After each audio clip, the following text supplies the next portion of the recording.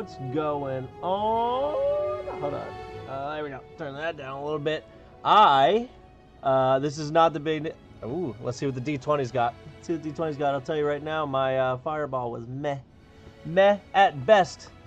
I'm using... 9. I'm using Pocket Bard for the first time. So, well, not for the first time, but for the first time live, because Windows finally allowed me to link my phone up, sound-wise, to the computer. So, pretty sweet. I'm hype about it. So, like, right now, you guys are in, like, a village, and I can have it segue. So, like, for instance, I'll just give you a quick example. If you were to go into combat right now, I press the combat button, and it'll... And then when you win, there's a victory. I just pressed it. So this is like the victory outro. What's going on, Caleb? And then it'll go back to the sounds you were just hearing before. So the village is kind of leh. But I feel like it works best for, theoretically, if you are in Heroes Haven at the moment. I feel like that would probably be the best sounds. So anyway, we're going to be giving Pocket Bard a try tonight. See how it sounds.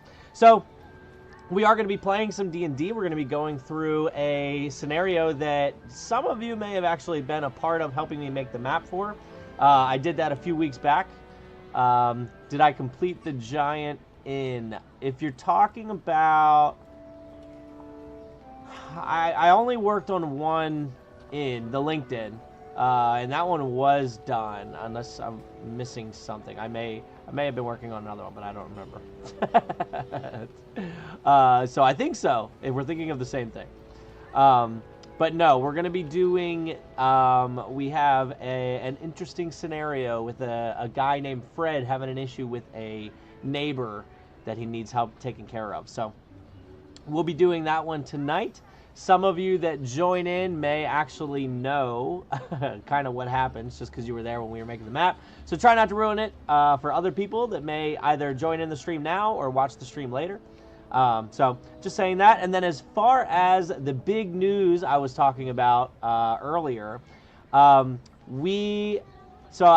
saw somebody type in about the location cards in Sachamon. That is not right. However... I have been working on the locations, and I actually currently have all of the locations set for all the different expansions, including what really is the big news, being that we officially have the Curse of Strahd expansion in Sachamon. It is currently available. When you pull cards, you have the chance of pulling Curse of Strahd cards now. And if you go to the website, you can actually see... let me slide this over and I can pull it up real quick so you can see that it's actually in there. So anyone that has played Curse of Strahd, the reason that I kind of rushed this one a little bit instead of making a big event about it is because so many people were asking for it. So I figured give the people what they want. So if you go to Monsters here, you'll see the very last one is Curse of Strahd. And there are officially all... Oh, sorry, hold on. I'll get this kind of in the center for you. Oh, gosh. Oh, gosh. There you go. There is officially Curse of Strahd cards here that you can pull. So for anyone that was asking about Curse of Strahd, it is in. I don't know any of these characters or any of these places. I've never played it, and I've never run this campaign or been a part of it. But it was fun kind of going through and seeing. I asked you guys who you thought who the important characters were, and I read through the books a little bit just to see the characters and the places and such. So... this is in. I also, like I said, I have the locations picked out for this. We just don't have the system set up for location cards yet. So when that happens, we will be adding all of those into this as well. So have fun. Go collect yourself some more Sachamon cards. And good luck on getting some Curse of Strahd ones. That's the inn I was talking about. It's the inn that you showed me, and I had the idea of... the quest idea. Yeah, that's the one. Yeah. So that one's already finished. That one was one that I made for Heroes Haven, and it's just kind of my go-to in because I put so much time and effort into putting it together. So, all right. So the scenario we're going to be doing tonight, you are currently at Heroes Haven, and you see a quest up on the board that reads as follows. A man by the name of Frederick Woods is requesting that Heroes Haven send someone to rid him of the neighboring farmer. Frederick claims that his neighbor has stolen several of his designer coats, a barrel of his finest imported salted pork, 5 bottles of his cherished Burduscan dark red wine, nearly 15 years old, and most recently his only family heirloom, a bow that has been handed down for more than 10 generations. Frederick states that he sent his assistant over to talk to the man after the first incident with the coats, but the farmer pushed the assistant off the porch and slammed the door shut. The latest theft of the bow was in broad daylight, and Frederick claims that the farmer threatened to kill him if he tried to do anything about it. Therefore, he would like the man killed before the man does the same to Frederick. Frederick runs a small shop known as Fredible Arrangements, stationed in Whitkeep within Baldur's Gate. And the reward for this is 1,620 gold pieces. So it is a pretty hefty reward that would obviously be split between the 4 characters. But your adventurers have taken on the quest of going to find out what it is this farmer may or may not be doing to the neighbor and what you can do about it. Torta, what's going on? Lenka will be flat out drunk. Yeah, honestly. And I think Fred is making up a load of crap. Well, we're going to find out. So, where do I? No, I don't have a map up. Where Heroes Haven is a bit east of Baldur's Gate. It's about 2 days east of Baldur's Gate. So, you adventurers are going to be traveling a couple days to Baldur's Gate first, and then you're going to have to find out where this Fredible Arrangements is. So, Widget, what's going on? Oh, you're at the beach. Nice, nice. We were just talking about, and actually you were one of the ones I wanted to tell while you were on here. So the big news was that we have officially released the Curse of Strahd expansion. You can see it on the website. It's on there, and if you pull cards right now, you have a chance of getting them. So Curse of Strahd is in. It was fun getting together. I didn't know any of the cards. I've never done the scenario, so I know there were a lot of people that had actually asked me separately outside of this when the Curse of Strahd was coming. So I rushed it. I put it in here. It's in. So if you see any issues with it, maybe I spelled a name wrong, or maybe if you think there's somebody important, really important that I probably missed, let me know, because I don't know. So, all right. So your adventurers are traveling 2 days west over to Baldur's Gate to go find out what's going on with this Fredible Arrangements. I'm not going to run anything crazy like I would in person with any kind of scenarios happening. Kaden would like you to give him a shout out. All right. That's my wife talking, and Kaden is my son. So, hey, buddy. Glad to see you're still up way past your bedtime. 8:37. Oh, my gosh. Anyway, hi, Cade. So, I'm not going to do anything crazy like I would in person where I'd have, like, big scenarios that happen on the way there. But on the 2 days journey, is there anything that anyone here, and just off the top of your head, you don't even have to say anything, is there anything that you would like the characters to do, be doing, have done, anything like that on the journey west to Baldur's Gate? It's a fairly good journey. It's nice out. It's summertime, so you know you're not having to worry about any kind of freezing cold or anything along those lines. But is there anything that you would like the characters to be doing? You do have a quick reminder from last time. Captain Ommoll has 111 gold. Walsen has 53. Lenka has 153. Damien 80. And you have a Cloak of Protection. So I never did. No one told me who you would like to have the Cloak of Protection. So the Cloak of Protection provides +1 bonus to saving throws and AC, I think? Cloak of Protection. Oh, I'm pretty sure my keyboard's dying, because I don't have a wired one. Cloak of Protection. Didn't we give it to the healer? We may have. We can definitely do that. Yeah, +1 bonus to AC and saving throws while you wear this cloak. All right. So, I see also, I think Walsen should have it since he's the medic. Yeah, I mean, either one would kind of make sense. The wizard, his AC is so low that it might be good to have it on him, but also you really don't want Walsen going down. So, Wouldn't be an online D&D session without tech issues. Yeah, hopefully this is the worst tech issue. The rain has subsided and the storm has gone away, at least by my understanding. I don't see the wind or anything. So hopefully we should be good. Not a single person wouldn't benefit from it. That's true. So here, I'll just put it in the chat since we've got two options. Wizard or cleric. Who gets the cloak?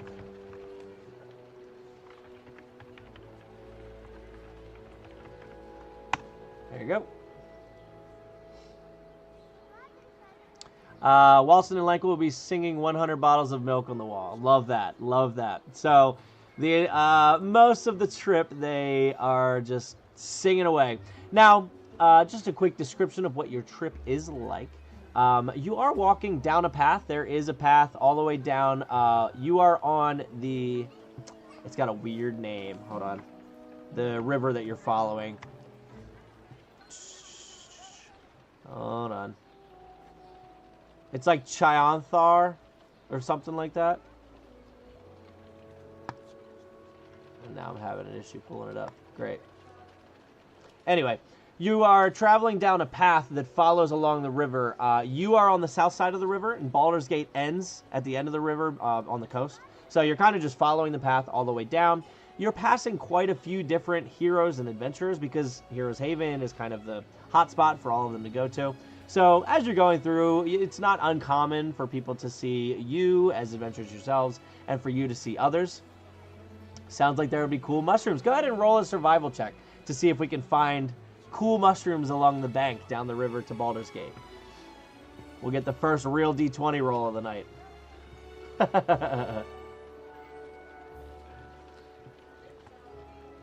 Pulling up that river while I'm at it. Alright, so where's Baldur's Gate? There it is. River Chionthar. Don't know how you say it. 17! 17! Okay, so we'll say it gets about the evening of your first stop on the way to Baldur's Gate.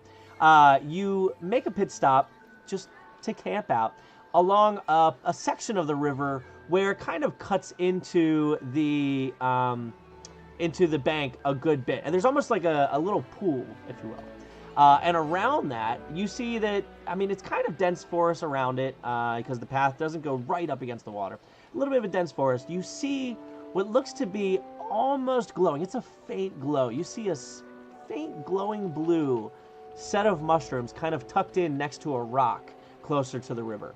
And so Walsen, being the one to find it, would walk over and, oh, that seems like something we could keep. And he's going to pick up the mushrooms and tuck them into his pouch for the night. Sounds like there was I right? The big news next Satchmon said, Horsemack, I don't know what you meant. If you meant the next expansion set, then you're right. If you meant the locations, then not yet, but I am working on them actively. I've got a whole list of them. Yeah, I got to update my analog stats and tags. Hoping for the healing kind of, or the hurting kind. We'll see. Only one way to find out. So he tucks in the mushrooms. To be fair, everything is something you can keep. If nobody sees you take it, that is fair. So Damien, in his spy nature, kind of just mentions it over to Walsen, and you see Walsen just kind of pondered for a second. Oh, that's a good point. And then goes and walks over to his bedroll.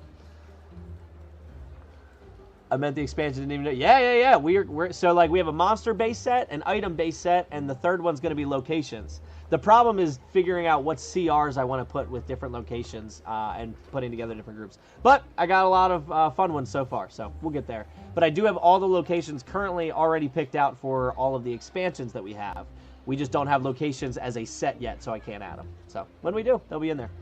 So your party sleeps for the rest of the night, and then at the evening of the following day, they make it to Baldur's Gate. And so I'm going to shift from the village to, let's go to the city soundtrack. Yeah. And so it is just before sunset. You've got the evening kind of setting in across this massive city of Baldur's Gate. It is a coastal town, so you see a lot of seafarers that coming in and out, but it's also a giant city, so you've got a lot of common folk walking around. And it's similar to Waterdeep in that there's just people of all kinds throughout here. So it's not uncommon to see dwarves, elves, even some dragonborns and other stuff like that. So you see a lot of different characters walking around. But what you did gain from the quest is that this Fredible Arrangements that you're looking for is somewhere in Whitkeep in Baldur's Gate. So if someone, we'll say for Lenka, if someone wants to roll a history check, with advantage, we'll say, because he's getting help, to see if he can kind of remember where Whitkeep is off the top of his head, just having been around these parts for long enough. Head horse Mac, you can't just let us keep our titles. Got to add more bells and whistles. I feel you. I'm going to be losing mine too. I promise. 6, and then we'll take one more d20 because I'm going to do it with advantage. So, does the captain still have his tiny boulder in his pocket? I'd say he does. He does have the tiny boulder. Also, the drink of choice tonight. Oh, a 2. Rough rolls already. Drink of choice tonight, sponsored by Leonardo. I don't have any cans, so it's in a cup now. So, as your party tries to piece together where Whitkeep might be in Baldur's Gate, none of them can really put it together because most of them have spent their time in the main section of Baldur's Gate for whatever reason that may be, whether they're just buying things or, you know, working on some other quest or whatever it may be. They haven't really spent time in Whitkeep. So they spend the next hour or so as the sun really sets at this point, just trying to gather any kind of information as to what direction they should be going to find this Fredible Arrangements. He does lead. Does the captain see a dwarf anywhere near him? Oh, yeah, I'd say there's a dwarf. So go ahead and roll a, let's get a persuasion check, with advantage, I'll say, to see if your party can just kind of talk to some of the evening and night goers and just get them to point the direction of Whitkeep. 19. And I can't remember the exact stats, but I know someone's persuasion wasn't too bad. It actually may have even been Walsen. 1 second. Let me see. Walsen's persuasion +4. Yeah, it was him. So with a 23, Walsen just kind of walking through crowds kind of stops for him and he's like, "Oh, all right, is there anyone here that can point me in the direction of Whitkeep? I've got these amazing pamphlets that are good to use, and they're going to teach you so much, and your luck will turn around. But I need you to tell me where Whitkeep is first." And so some of the lesser intelligent common folk, hearing that, you know, things could turn around if they just help this guy out, kind of run up, and they're like, "Oh, it's that way. It's that way. You go up the street, make a left, go down there, and when you get to the sign, turn right." You'll see. And so points him to the direction of Whitkeep. And Walsen immediately pulls out 3 pamphlets, and he's like, "My friend, I appreciate you, and the Lord does look down," and starts going on this rambling, and immediately the commoners start to realize, as he's rambling on, that they may or may not have just been duped. They're not positive. But anyway, after doing so, your party starts to follow the direction that they've received in the direction of Whitkeep. And so eventually you make it there, and as, you know, we'll keep that role that you have. As he starts to talk to other people, he gets a good bit of information as to where Fredible Arrangements is, and you get the sense that there's actually kind of a pretty good name for Fredible Arrangements around here. People definitely know who it is, where it's at, and how to get there. So they point you in the direction, and off you go. I want the captain to go up to the dwarf and say something to him. Oh, it's Walsen, never mind. Just depends on the god, I guess. Yeah, by the way, funny thing to my buddy that plays in here. So the people that don't believe in gods and magic in the world of Faerun are the equivalent of flat earthers in the world. And I just thought it was a funny equivalent. I don't know, I liked it. Hi ho, hi ho. Here you go. So your group makes it over to Fredible Arrangements, and at this point we can shift over to the map, and we can figure out what you want to do.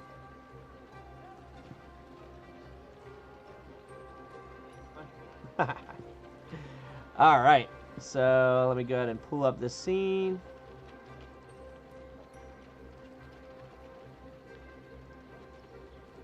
All right. I had this up earlier. I forgot to pull it up. And actually, it's nighttime. There we go. Cool. Cool, cool. So your party is here. So as you walk... Oh, let me switch to nighttime. I wish they had a nighttime setting here, but they don't. So I'll do dark streets.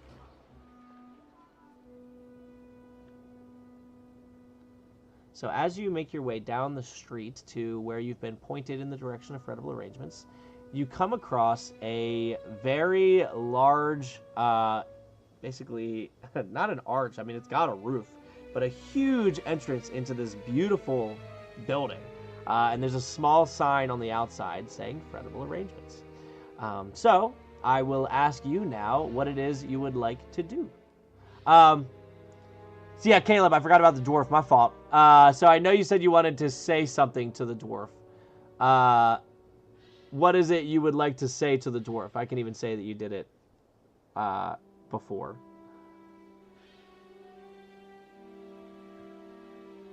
I thought... Yeah, there's the fires going on the outside.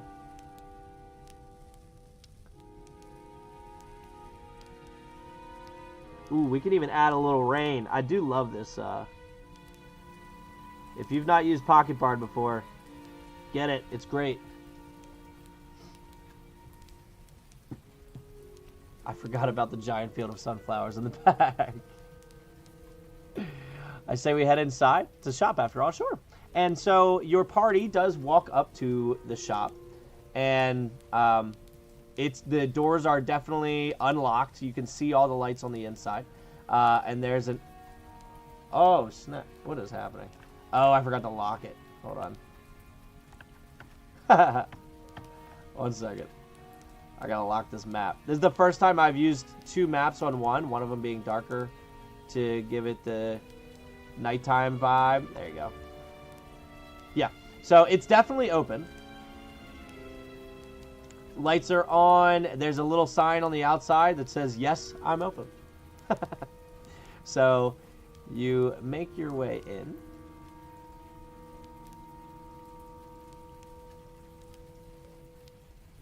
Slide them all over. All right. And then I can cut this fog here. Okay.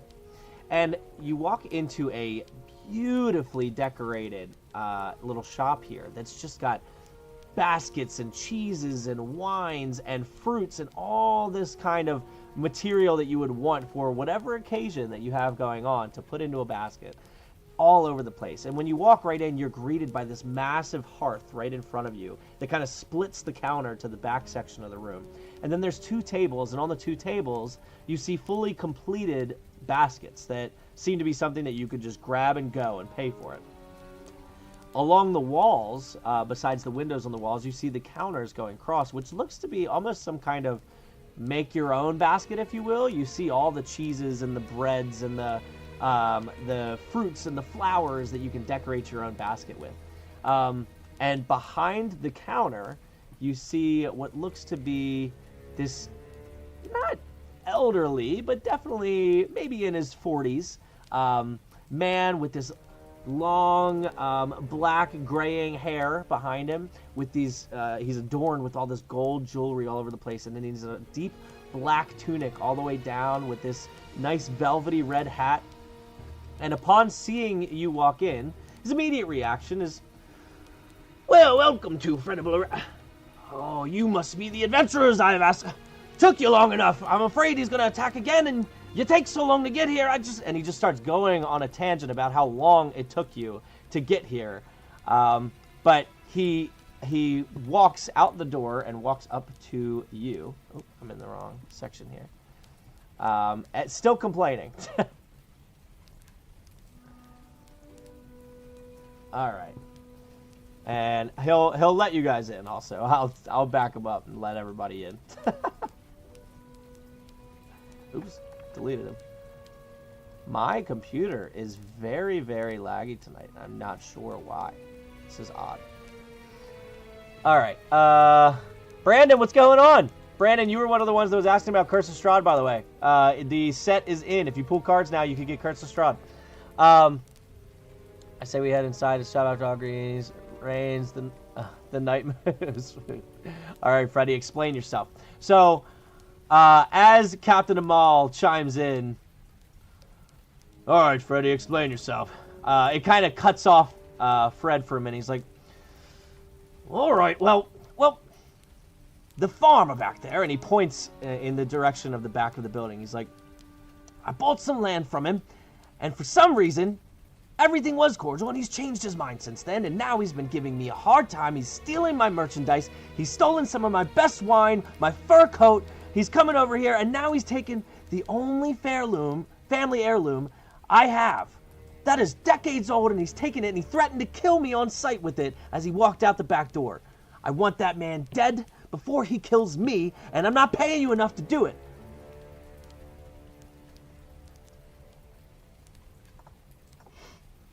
No worries, you're right, Damien, forgive me. Easy now, dress it up a little, he's a client after. No worries, Captain. Whoa, did you see him steal everything? So as you ask him if he saw everything getting stolen. Well, I saw most of it stolen. I know for a fact I saw him steal the fur coat because I was wearing it walking into the house. I know for a fact that he stole my pork out the barrel because he looked at me as he walked in the house with it. Now, my assistant says he's the one that saw him steal the wine, but it makes sense that he would be the one that stole it. And then, of course, I saw him steal the bow when he threatened my life. I don't know why you're still standing here asking me questions when you should be killing that thing that's going to try to kill us. How much are you willing to pay us? Well, I paid what your mayor said would be enough. But honestly, I'd pay almost any amount to get this guy killed. But until that happens, and he starts to question what he's saying, he's like, well, until that happens, I'm not paying anything more than I've already paid. Sorry, you do realize that killing someone without 100% proof then it's illegal. I've got the proof. I am the proof. All right, I've tried to talk to the town guard. They won't do anything about it. They say he's just an old farmer that's been here for years. I need someone to take care of this. Otherwise, they're going to be pulling my body out of this house. Thing. Yes, that thing, that guy, that willing to do anything, not even pay attention to what we are. He's as much a thing as anything I've ever seen. On it. So Walsen, well, all right, on it. And Walsen just turns and walks out the door. You look like poor proof, sir. Well, if you're not going to help me, then I will make sure that your mayor doesn't give you your money, and I'll have him send someone else that's going to do it. And if I have to leave this place for a little while, then so be it. Have you tried talking it out? Talking it out? The man wants nothing to do with me. He takes my stuff, looks at me with these deep, just right through me eyes, and then turns and walks back to his house. There's no talking to that man. I've yelled at him once, and he just ignores me and walks away. Why do you believe he wants to kill you? I don't know. I signed for the land here. Everything was cordial. We shook hands. The first few weeks, I'd wave to him in the mornings. Everything was great. And then, a couple weeks ago, all of a sudden, everything's changed. He's mad at me or something. I have no idea.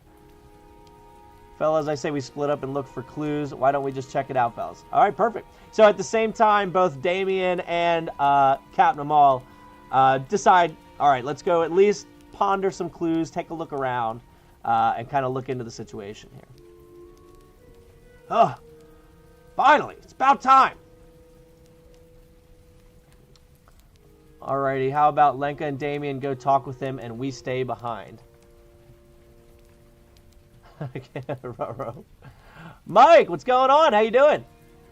feel free to join in. We're making a decision on whether or not we want the party to go talk to the man that's causing these issues, or if they just want to kind of walk around and look for clues.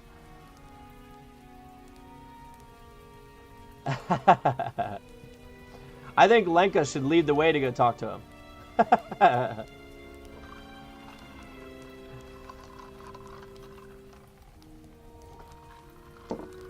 All right, so what is it you would like? Oh, it got blurry again. Sorry, guys. What is it you would... Come on. Oh, my gosh. Do you want the party to go searching for something, or do you want them to just go knock on the door? Oh, wait a minute.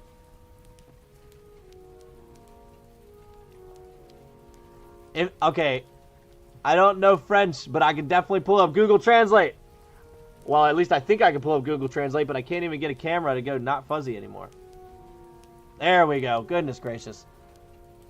Your English is not good. No worries, Mike. We'll do our best. I promise. We'll get through it. Lori, what's going on? Dazen, what's up? Wow, that was three new people right away. How's everybody doing? So we are currently going to be sending... So what do you guys want to do? You want to send them over to the house?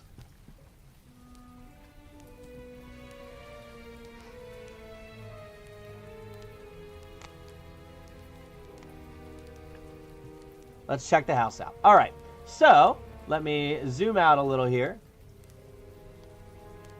All right, so he pointed in the direction of the house, and as you go to walk around the building, you do manage to see the path to get back there, if you would like. So you want to go check the house out. How is it you would like to do so? Are you just walking up to the front door? Are you going and checking out the outside of the house? What is it you'd like to do? I like the setup is awesome. Thanks so much, Dazen. I'm trying to figure it out as I go. This is like my third or fourth time, and I'm trying to slowly work out the kinks as I go. Has he had any issues with any other neighbors, or is it just Fred? So before you go, they asked that, well, we're as far away from any neighbors as you can get, aside from that guy who I bought the land from, trying to be as far away from neighbors as I can get. So, no, I don't really have anybody. Everyone loves coming here. And so he's clearly flustered, clearly ticked off about the situation. I'm a 2nd edition AD&D player, but I like learning how to play. Very cool, very cool. I only started in 5th edition, so I don't know anything prior to 5th edition, but I think it's super cool the people that have been playing for so long. I wish I have been. Let's just knock, and if nothing happens, let's check out the house. Okay. All right. So your group, let me slide them back here. There's a big map, and then I'll zoom in. Who is it you would like to knock on the door? We should bring him a basket. Oh, I like it. I like it. So you ask for a basket, and Fred's like, no, no, no, no, I am not giving him another thing. You can pay for a basket to bring if you would like, but he is getting nothing else free from me.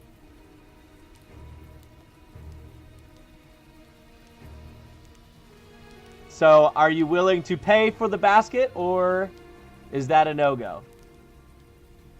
Oh, I don't know why this guy's here. 1 second. Oops. Yeah, wait, did you say give? Yeah, so there, I mean,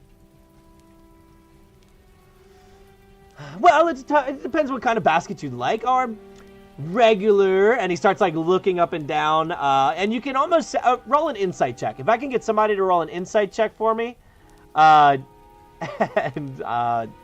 yeah, just roll an insight for me.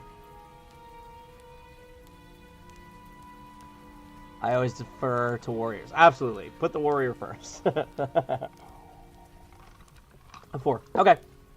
So the standard of our regular baskets, and you think it's kind of nice that he's kind of going through the prices of the other ones, and you feel like he's kind of trying to help you save some money. So he tells you that a normal basket runs about 3 gold.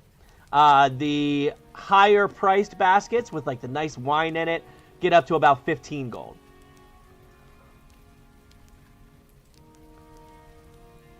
Man, I'm always going to lean towards Damien. I think this guy isn't telling the full truth. He doesn't really catch on. He thinks that he's just kind of giving you the it's nice to lower the prices. Salesmen never do. Nice. Yeah. Daism, nice. Thanks for subscribing. Welcome. Welcome to the channel. One of these days I'll be putting more videos out. I've got 2 more vacations to get through, and then hopefully I can get back on on track.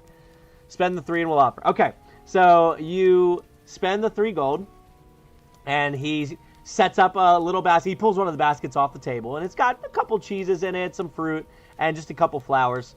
And on your way out, he's like, and you make sure he knows I didn't give this to him for free. You bought it. Not for me. I don't want him to think I gave him anything. What do you mean give? Prices? No, I mean about this guy. Yeah, so I mean, you're kind of questioning giving this guy anything, but you're thinking it might be able to soften up whatever conversation. So, Walsen walks up. Okay, the wizard has the cloak of protection on, by the way. I forgot to end that poll. Sorry. So, oh, did you hear that intensity pop up? I didn't even do that on purpose. Walsen walks up to the door, and he is going to knock. Oh, I think, oh, is there a knock button on here? I thought there was. Oh, no, there's not. Thought there was. So, and, nothing. You don't hear anything. That poll was rigged, I'm sure of it. One day I hope to play anything but a wizard. Well, if you stick around, you can play any of these 4 characters. You get to kind of tell me what you want all of them to do. Weird. After about 30 seconds goes by, and you just kind of like peer over the ledge to kind of look through the window. The door opens up, and out walks this kind of, he's not skinny, but he's not like this massive farmer, anything that you would expect this guy to really be scared of. But he walks out, and he does have a little bit of a deeper timbre to his voice. Can I help you with anything? Cleric's always getting the shout. Well, no one home, let's break in. Here's a present. So, well, yes, good sir. Oh, well, here, this is for you. And he hands over this basket, and the man reaches out and grabs the basket and looks down, and he's like, oh, thank you? Do I know you?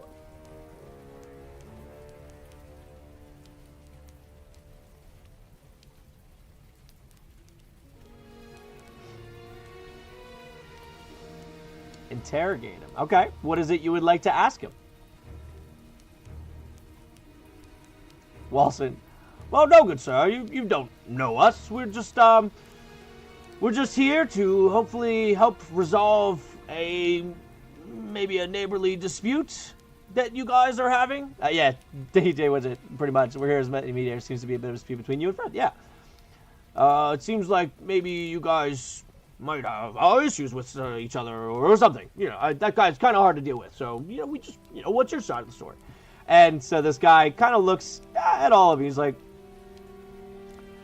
well, I had a feeling that he would call for help at some point, but I'm sure that he probably didn't give you the full truth of the matter. You see, did he tell you that he bought the land from me? We'll start there. And at that point, your party kind of nods. Yeah, he told you that. Well, he told me that he was going to be moving in. He was going to be setting up a little shop, nothing to it. And honestly, I was pretty excited for the money because, you know, me and my family here. And he kind of moves to the side and you look in and you see back in the corner, there's like 2 kids just kind of sitting in the corner a little bit. And he kind of gets back in the way. You see, we, you know, any kind of money we can get in helps out. We do take care of our own farm here, so, you know, we're able to take care of ourselves, but having a little extra money for the kids isn't something I'd pass up. But what he didn't tell me is that he would be creating this massive shop ahead of us that would be selling goods from out of town that makes my farm pretty much useless at this point. No one wants to buy my crops. No one wants to have me cut up any meat for them because he's importing whatever this meat may be, and that's even if it actually is imported. I'm questioning that myself.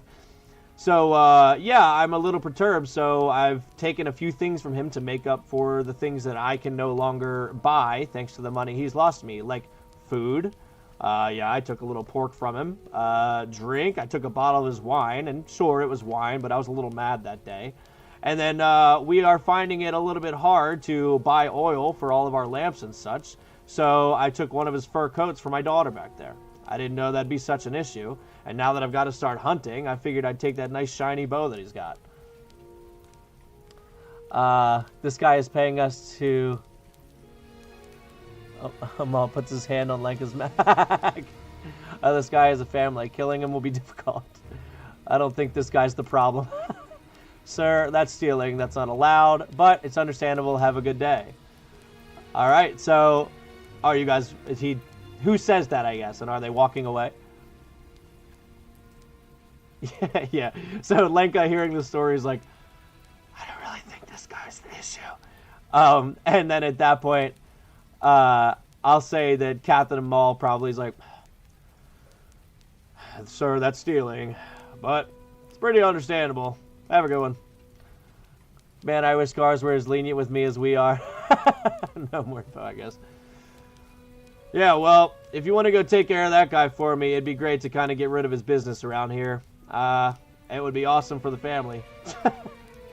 And he's going to turn. He's like, "What? I do appreciate the basket." And he's going to pull one of the cheeses out and toss it over to Walsen. You paid for it. I appreciate it. And he's going to turn and walk back in the house.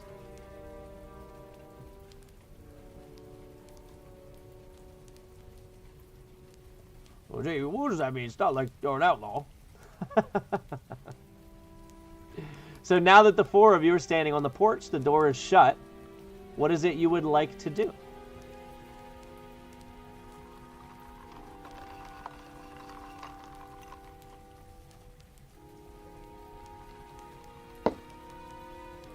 Can we sneak around the back and see what he's doing?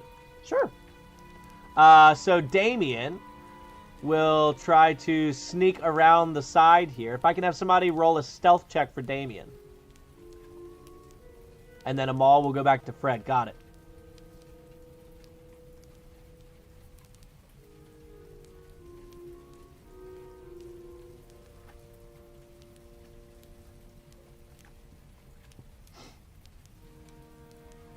Can Lenka follow Damien? Sure. So, and then I'll need a... So we'll do this one first. A 5. Now, Damien has good stealth. 1 second. Damien's stealth is plus 10. So 15. Alright. And can I have a stealth check, please, for... Oh, ticking time bomb. What's going on? Sorry, I didn't see you. I didn't see that pop up. I don't know how long ago that popped up. But my fault. If you're still here, welcome. And a 6 for the one that does not have good stealth. So, I'll say those two are going to the side. These two are going to start walking back towards the other one. So, Damien and Lenka walk to the side. And Lenka, as he turns the corner, his left foot kind of kicks the corner of the building a little bit, and he stumbles and hits the ground, and with a little bit of a, but kind of a loud one. And Damien, pressed up against the wall, turns to Lenka, who Lenka's now looking up at him, and then you just Damien slowly shakes his head, and then starts to peer around the side into the window. Now, what he sees, one moment. Gang, we have officially broken up. Let me go here. I need to cut this. Oh, actually, I need to move him real quick. Sorry. I just threw him inside the room. Rotate him a little bit. There you go. Okay. Yeah, let me cut this. All right. So inside the room, you see what looks to be definitely like a living room, dining room. Oh, I forgot to add the kids as a mini in here. Oops. Whoops.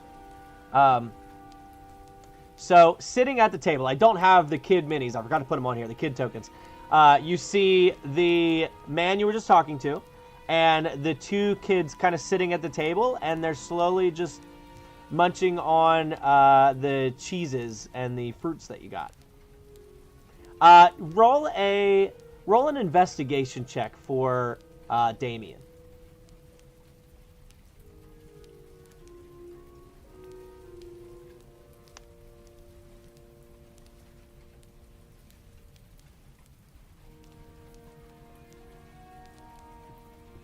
Yeah, Lenka's like, sorry.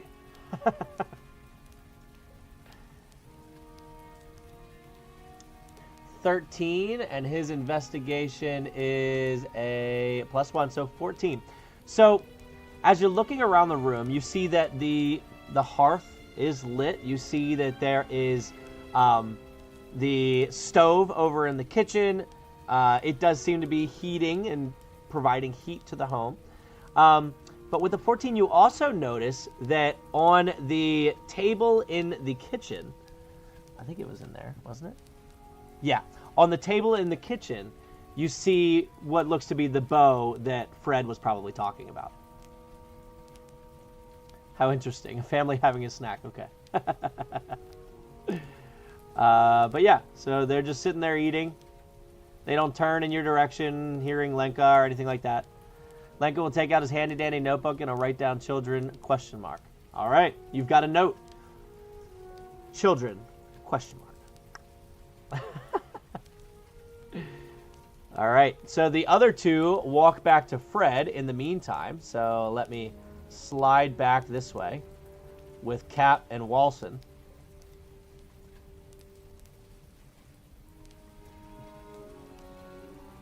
All right. As you walk in the front door, he comes rushing in. Whoa, that was fast! It's about time. I mean, I thought you guys were going to take forever as long as it took you to get here, but whew! Is he taken care of? Was he hard to get rid of? He wasn't the biggest farmer.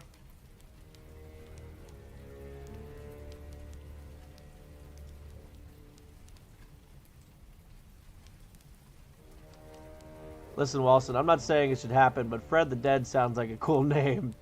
Roll an intimidation check.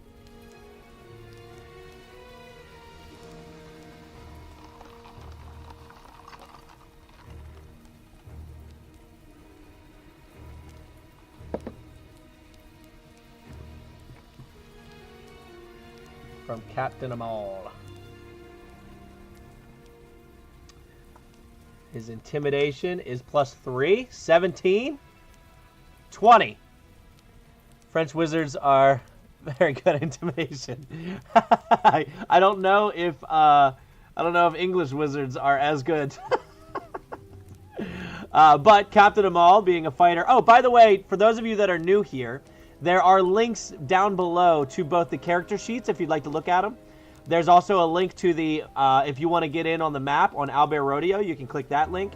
There's also a link for the, if we have any kind of battle at any point, there's a link to the initiative tracker as well. So if you want to check out any of those, you can get all the character sheets down there, and you can join in on the stuff I have up on screen. So with an intimidation check of 20, by the way, impressive. Fred's like, hey! What do you mean, Fred the Dead? I'm paying you. You're supposed to take care of him. Listen, your mayor's not going to be happy when you don't do the quest that you were signed up to come do, all right? I paid a lot of money for that, and that's how your whole town thrives. Guarantee you're not getting any more quests if you just kill the guy that asked for the quest to be done.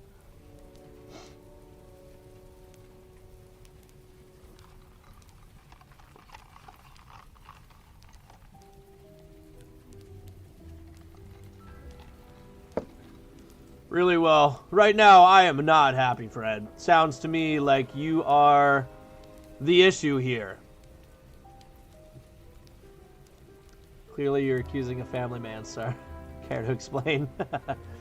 Clearly, you're wreaking havoc on that man and his family over there.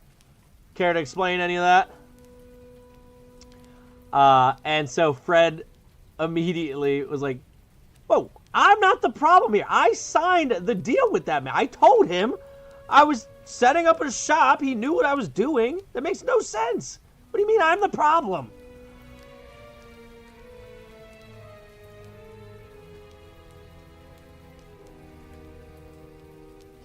So what is it you would like to respond with?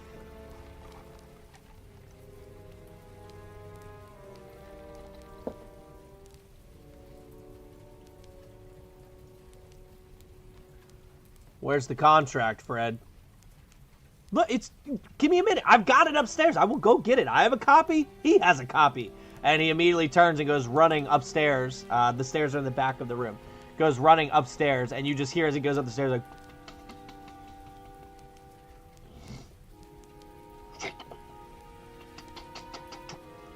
It's right here! It's right here! And he comes running back over to you guys.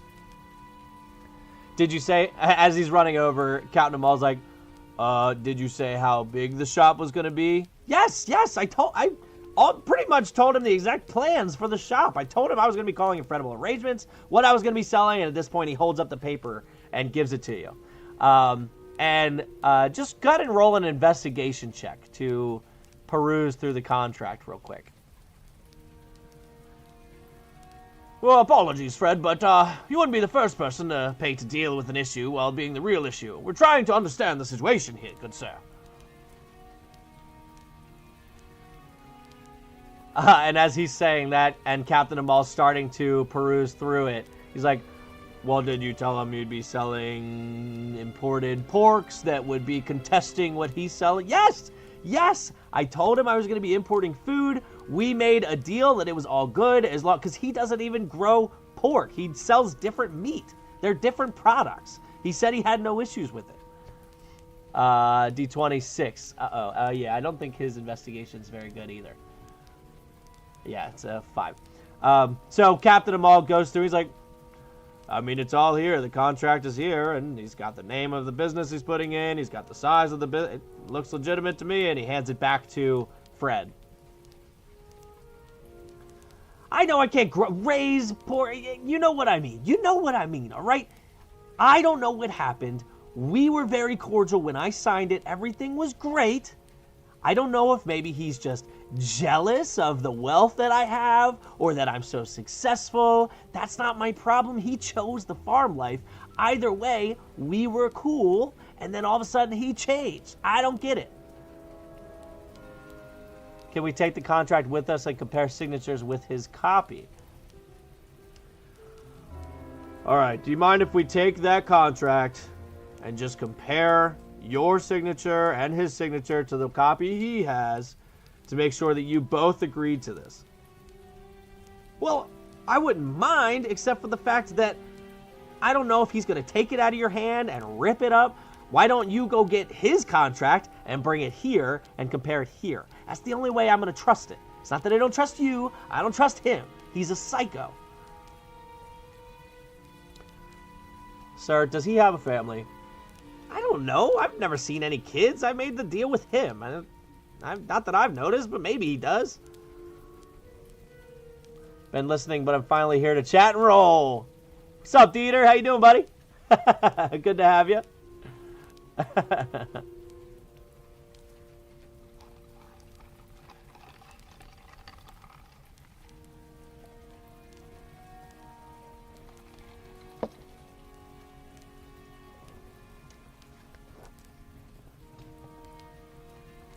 Have you been in his house before? No. I knocked on his door when I was asking, about the land that I'd like to purchase. He came outside, we talked for a little while, and then we made a deal to go down to the local library and sign all the paperwork there. And then we met over at the government building over there and submitted the paperwork to say that I claimed this area. I never once entered his house, all right? Well, we'll head to him and see what he has to say. Walsen pauses for a moment. Fred, how many kids does your neighbor have? I don't know. never noticed any kids. I mean, I only talked to him. I mean, maybe, but I've never seen him. Let the chin begin. Okay, so there's no evidence that his family is a hoax, Walsen.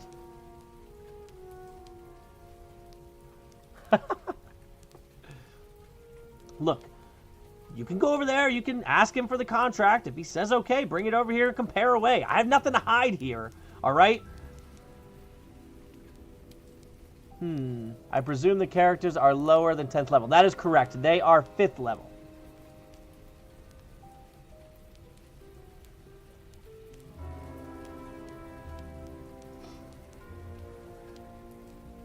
Jesse, what's up? Yeah, no problem, Mike. I will say, Mike, all the words that you're saying in French happen to be like the only few words that I know. So, it's perfect. Do you want a mushroom? Oh, I would love a mushroom. That's something that I could definitely put in baskets. People love new things to put in baskets.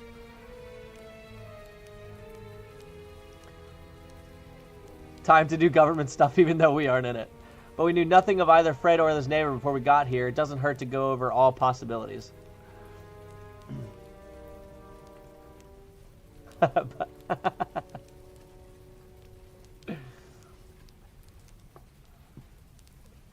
Alright. So, are these two heading back over to the, hands him his tiny boulder. That is not a mushroom. Keep your boulder. I have no desire for that. People don't pay extra for rocks. I can get those from outside. I'm in a business of selling expensive things, not rocks from down the road.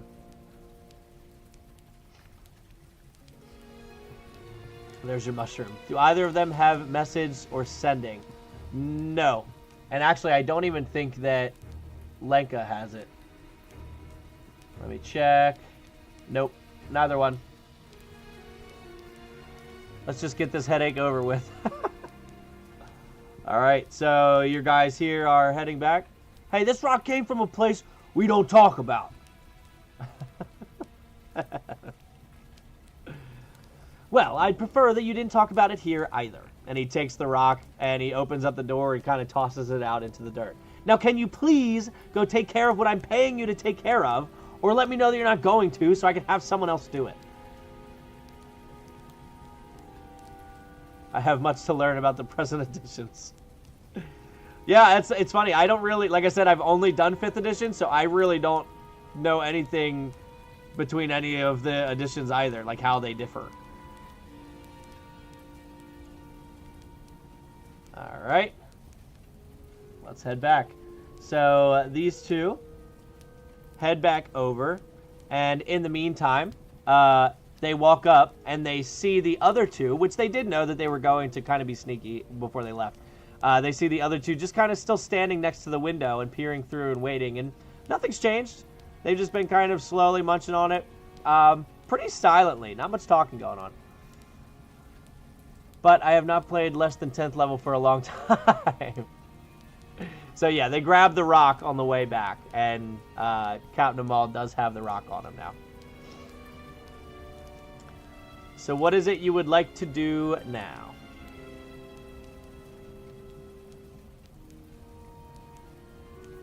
Knock and confront. Okay. So Lenka and Damien see Captain Ommoll and Walsen walking up, and they kind of lock eyes and realize what's about to happen. So then the other two kind of rush away from the corner to not look like they're hiding or anything. And they go running this way.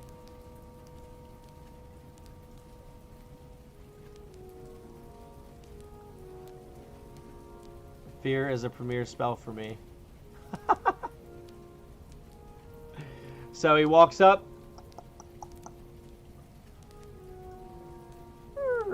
Door opens back up. Is there anything else I can help you with? Basket's delicious, by the way. I do appreciate it.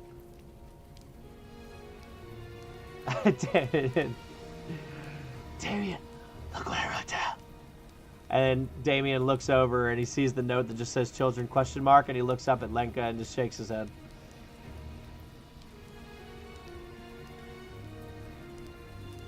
Asked to see his copy of the contract to verify info. Yeah, look, we're trying to get to the bottom of this whole dispute between you two. Supposedly you filled out some kind of contract at the same time as he did. Anyway, we could just kind of get a hold of that, go look at it, and see if it compares. And the guy kind of looks at you. Look, he's the issue. I'm not giving him my contract. I'm sure that that's some ploy that he's got going on to break whatever the contract is or whatever that may be. All I want is for him gone. So if there's any way you can just get him gone, that would be great for both his sake and my family's sake, because I got to do what I got to do. And until I can start supporting the family, I think he's going to be supporting the family. Pulls rock out. Does this rock look nice? All right, what do you think about this rock here? And he holds it up. Are you trying to intimidate? Let me know if you're trying to intimidate, because we can see, we can do it differently. Damien, there appears to be two. There appear to be two what? I think I'm missing that one. If you're talking about the contracts. He's talking about the contracts. We aren't taking your contract. We are asking to see and compare, sir. Ooh, have Damien sneak inside. Lenka, O2 writes down second child question mark. Yes, let's intimidate, I guess. Okay, so go ahead and roll an intimidation check, and then to children. Got it, got it. Okay, that's I thought so. I just wasn't sure. Because I was like, I thought I said that they each had a contract. Obviously, that's why you were here. So wanted to make sure I wasn't misunderstanding. 6. His intimidation was +3, so with a 9. What do you think about this this rock here, huh? And the guy's like, got quite a few of them out in the field if you ever need any more. Honestly, they tend to mess up some of our plows, so if you grab them, it helps me out. Appreciate it. So do we want Damien trying to sneak in?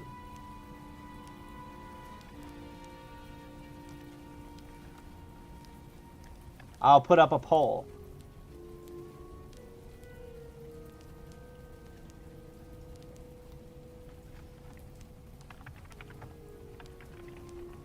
All right, I see not yet. And then I see I'm in favor of rogues doing rogue things. Cannot the warriors beat them for the truth? They could. They could. If you just wanted to start beating them up, you feel free.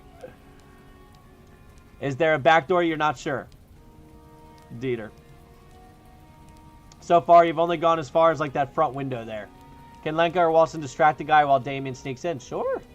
Oh, I'm seeing 83% yes for sneaking in so far. 7 votes, 83. Oh, 71. He has children, fellas. 8 votes, 75%. All right. So it looks like Damien is trying to sneak in. Now the only question is, how do you want him to sneak in? So you're currently standing at a front door. We do things differently in 2nd edition. At least sneak around back, look for another way in. Okay. All right. So as Ommoll goes to try to threaten the guy, it's clear to your group that that's what he was going for, but it didn't really seem to work. Damien pipes in for his... Look, we're sorry, sir. Look, we'll figure it out. Please, just go relax for the night. We'll see what we can take care of. And the farmer guy kind of shrugs his head. Oh, I did forget to bring it back out here. Shrugs and walks back inside. And so Captain Ommoll is going to turn around and is like, what was that all about? And then Damien's like, all right, I'm going to see if maybe I can get inside. Richard Cook. That's kids you're still a murderer.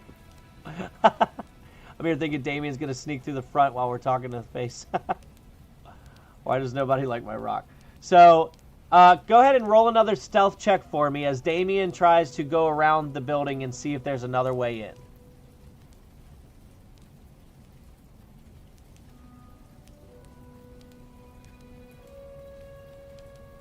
That's my idea. Yeah, that'd be a pretty bold move, just sneaking into a guy's front door while he's standing right at the front door.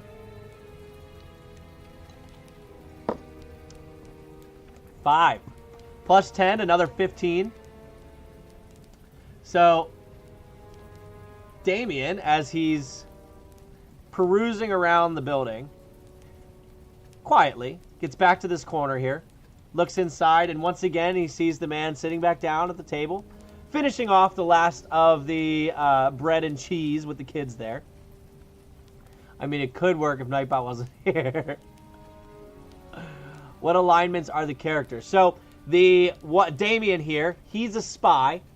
So, I don't typically mess with alignments too much, but being a spy, a little more nefarious, I'd probably put him as like a... I really don't know, because he definitely, like, tries to abide by the rules here and there. Maybe like a chaotic neutral at this point. Captain Ommoll would definitely be, because he was in, like, the military and whatnot, wants to do the right thing. Yeah, lawful good for Ommoll. And Walsen, actually, it's a good point.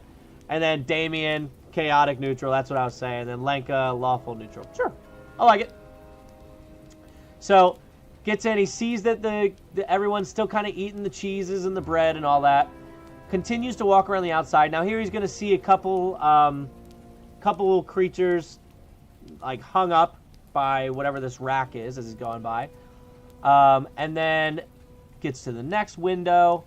And same thing that he sees inside. Across, he does see what looks to be the door to maybe his bedroom or whatever. Then he continues to walk around the outside. Now in the back, no door, nothing like that. He's being relatively quiet. Definitely has been quieter before, but relatively. Gets to this side and peers around the corner looking into the room. And as he does, you see the bedroom. And go ahead and roll an investigation check.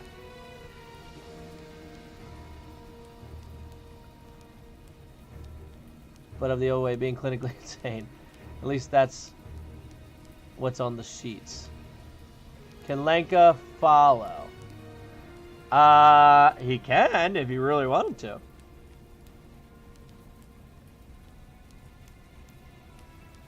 Oh my goodness, it's a bedroom. 14, and his investigation...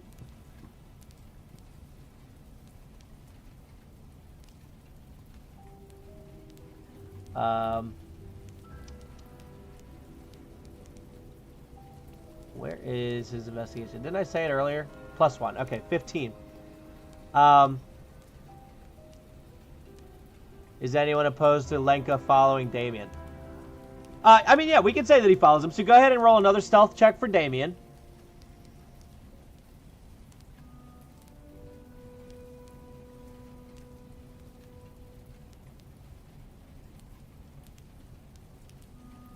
Chained together by the universe. 13. And Lenka's stealth is a +2. 15. So, same as Damien. So, let me go ahead and put the others where they were. Alright, so he walks around. So, that investigation was a 14, but go ahead and roll it with advantage as Lenka is helping as well.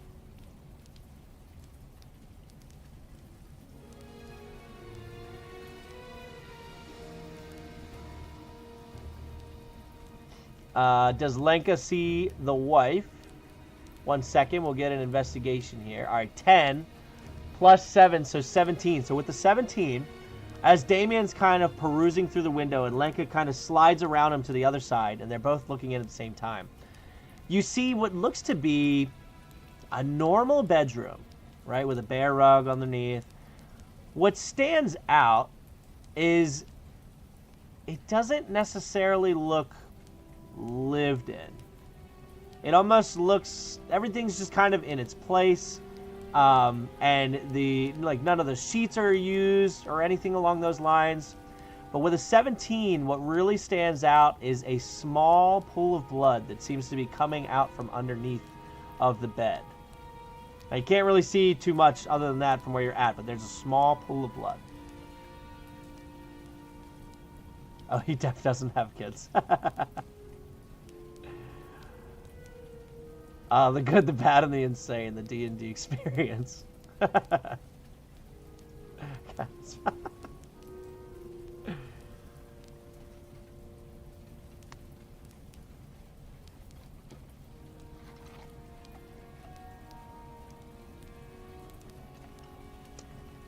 Is the window locked? As Lenka points out, kind of like points to Damien, the small pool of blood in there. Damien gets the thought to maybe go in through the window. And as he goes to kind of test the window, it opens up. Lenka writes down pool of blood in unused bedroom.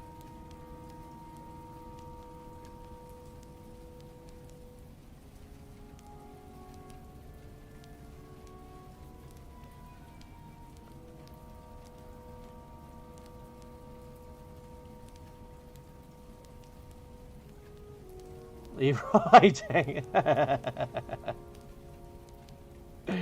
So you want to go in?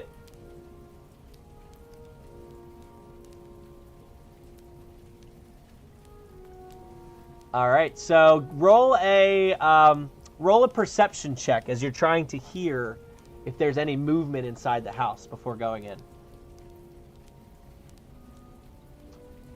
Go in the room. Yeah, maybe let the others in on the plans before going in.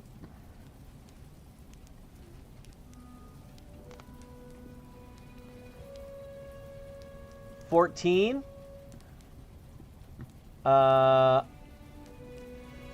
Damien's perception is a -1, 13. Okay. So, after he kind of opens the window and gets plenty of room to be able to climb in, he stands there and he listens for a moment. He doesn't hear anything. Doesn't sound like there's any movement going on.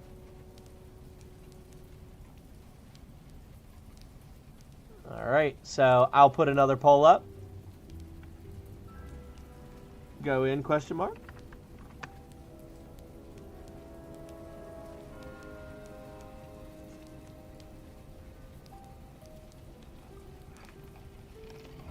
Oh, 4 votes immediately, all yeses. Wow, love it.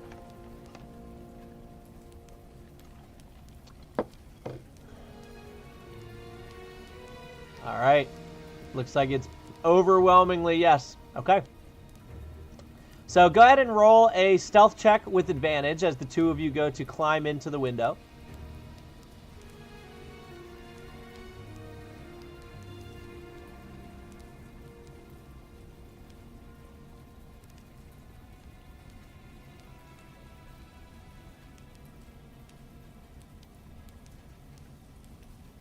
Let's see what we got.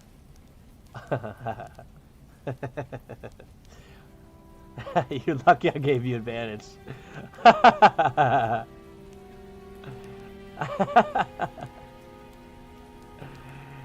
7. All right, so Damien go. All right, so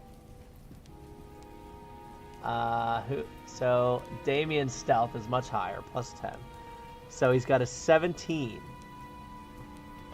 So as Lenka goes to climb in first, he pops up on the windowsill, and Damien watches as his arms start to wiggle a little bit, and Lenka starts to fall forward into the room. Damien grabs the wizard by the horse collar and yanks him back, balancing him right on the window. Will you cut it out? We need to, come on. And he just kind of slowly helps Lenka get down into the room. And then Damien kind of looks around and just jumps up and inside the room. Oops. All right. That was close. That was very close. All right. What would you like to do now that you are in the room?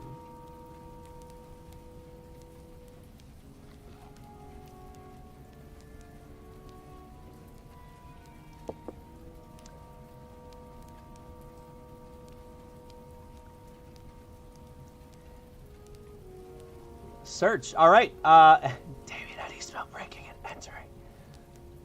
Damien's like, you're the most intelligent out of all of us. Why do you keep mocking me? This makes no sense. And then Damien's going to start searching. So, and carefully look under the bed. So, since you're specifically looking under the bed, I won't make you roll an investigation check at the moment just because you're looking under the bed. As Damien asks why he's mocking him, he kind of passes by him and looks under the bed.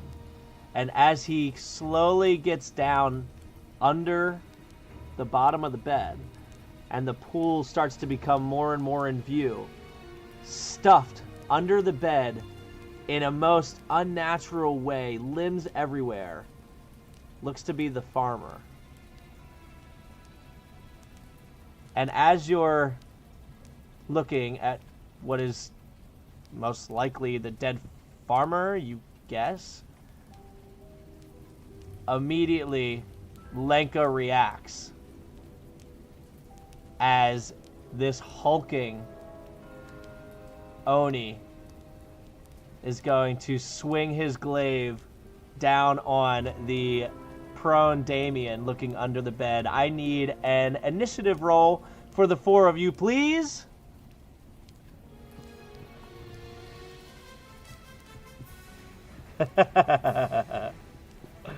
Oh no, I'm gonna throw up.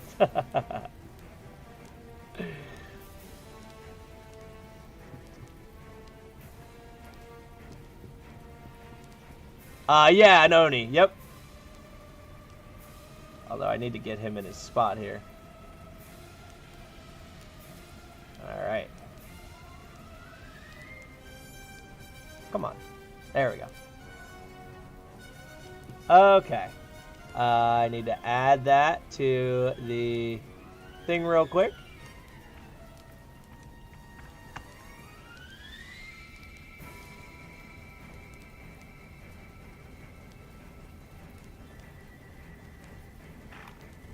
One second. There we go. Okay. All right. So let me go ahead and pull up the battle screen here. All right. So we're going to go in order. So Captain Ommoll, the first number I see is a 3. And his initiative is +2. Well, actually, it's... Yeah. So I got to go fix them. Damien's is a +4, so the next one I see is a 19. What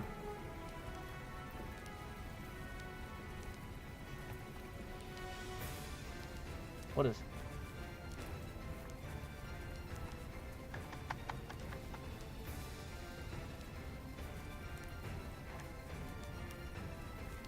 My keyboard is so lagged behind. Sorry. And then I see... The next one is a 15 for Walsen. And he's got a -2.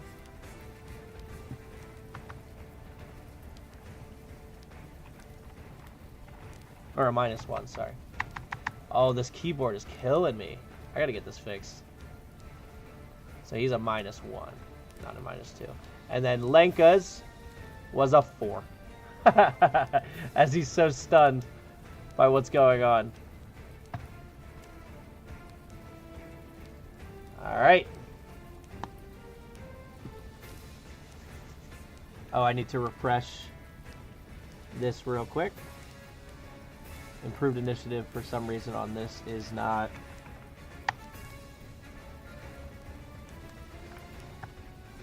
Okay. So...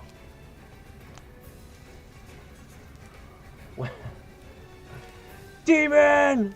Where's Walsen when you need him? Lenka poops himself. These rolls couldn't be more different. Free action needs new underwear. Okay, I would run from the village if I were below 10th level. We are coward wizards in 2nd edition. This below Walsen, I mean, look at the angle of the... this be on also. Yeah, this be on. I gotcha. Need one more. No hit points. We run what kind of batteries for the keyboard? They're double A's, but I think it's what I have plugged into the computer, unfortunately.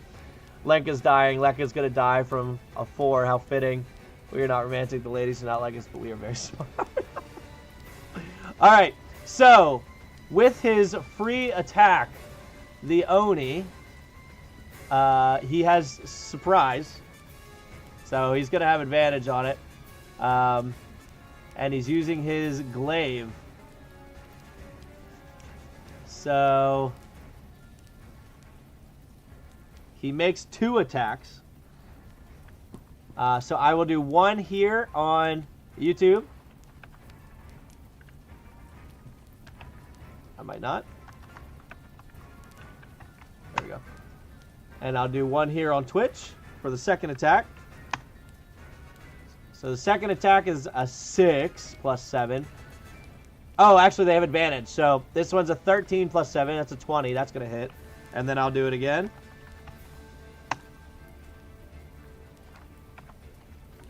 Dirty 20. Ooh, a 4. Twitch ones are not good. And a 19. Both will hit.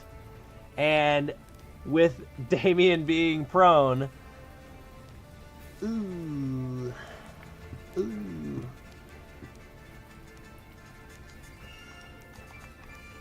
Prone's just advantage, right? It's not a critical hit. That's only when you're knocked out. Yeah, it's just advantage. I think. Yeah, okay. So he had advantage anyway. The surprise didn't matter. The Adventures where all the couples fight. Alright, so Damien gets hit twice by the glaive. The glaive does 2d10 plus 4 slashing damage. So each hit.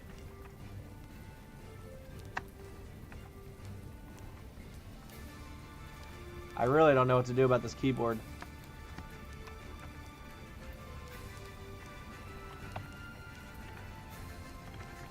Can't type. Can't type. And an 8. So 3 plus 8 is 11. Plus 4 is 15 points of damage. Get a wired one. I hate wires, though. I've never had issues until recently. So 15 points of damage to Damien for the first attack. And then the second one.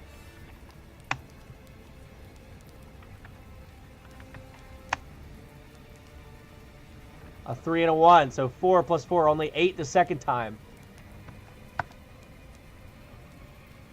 All right. So, as the Oni takes its action and just with the glaive pretty much stabs down on Damien looking under the bed, unsuspecting, Damien just feels this sheer pain in its abdomen as the glaive goes down into its side. Slams him again down on the other side. Damien's just getting pretty much stabbed while he's on the floor. Lenka kind of frozen for a second trying to figure out what's going on.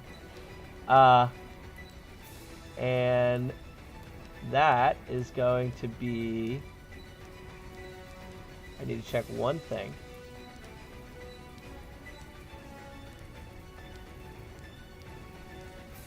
Okay. Yep. That is going to be him, and the Oni is now going to peer right over to Lenka. But as he's doing it, Damien's... Ah! Time to go. Hook up a steering wheel, let's throw, can we burst through the door? Sure. So the Oni's going to stay there, and it is now Walsen's turn. So Walsen, hearing "Ah!" What would you like Walsen to do? Can you burst through the door? Sure. They do hear the scream, absolutely.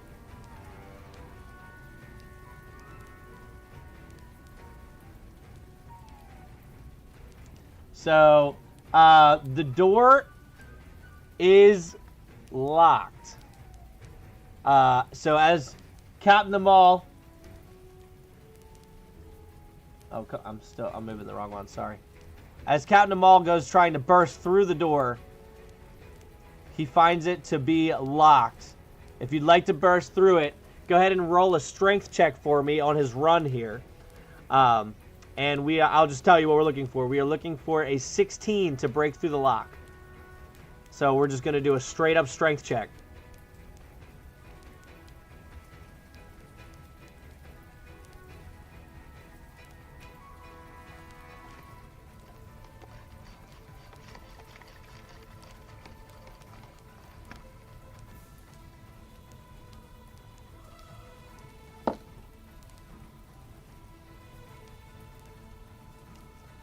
Them children gonna be demons, I tell you.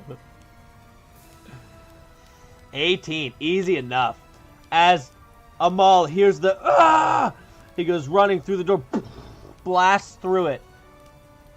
15, 20, 25, 30.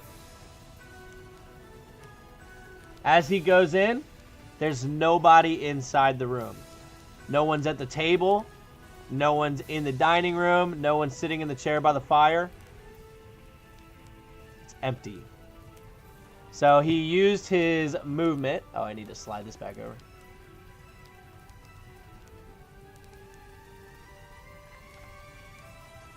Oh, he has not used his action. Sorry. All right. It was all an illusion. We've been duped. Oh, this is Walsen, not Cap. Sorry. I moved the wrong person. Walsen still would have had enough to break in, by the way, so you're good. But he'd be another 5 feet further. But the pain. Yeah, no, he broke right through the door. He felt fine. Does he hear sounds? I'd say at this point, like, he hears the scuffle in the bedroom. Family man, my furry brown bogey. I don't really think there's anything you can do as a bonus action that would help with this. I mean, I guess you could cast Spiritual Weapon if you would like to. I don't think you have any other ones that would work here. All right, so unless there's anything else. Oh, and you have your action, so you could cast anything, honestly.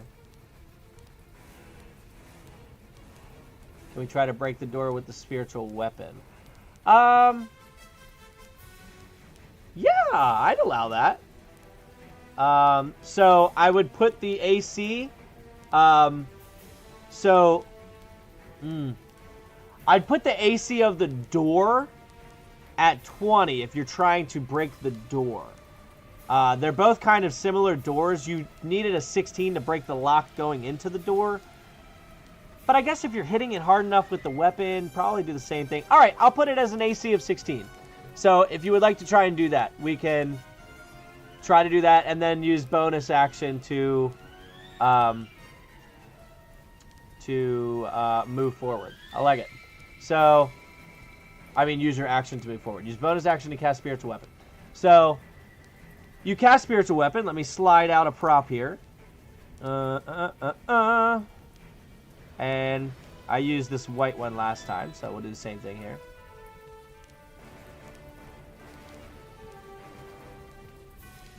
Alright, so you cast your Spiritual Weapon. Go ahead and roll an attack roll with the Spiritual Weapon. I must go. I have to get up in 3 hours. I will attend again. Well, no problem. Thanks for coming by, Mike. Appreciate it. Feel free to head over to our Discord. A lot of us here that are talking now talk all the time over there. So if you want to hang out, it's a lot of fun. D20, 9. I forget what his... I think it's +7 for him. His spell attack bonus. +7. So, just hits. So, he casts the Spiritual Weapon, and the Spiritual Weapon bursts through the door with its attack. And as Walsen spins the corner, and sees this Oni staring at Lenka. Oh my god! No help! And decides to continue to run in anyway. I'll just say I put him right in the door. It's up to you if you want him to get in within range at the moment or not. Killed him and his evil twin as an Oni mistress. Quite interesting. Alright. Dang, we got the Dieter family in the house. All three of them. I love it. Alright, so that is the end of Walsen's turn. Alright. It is now Damien's turn. Having been struck on the ground, stabbed twice. What is it you would like Damien to do?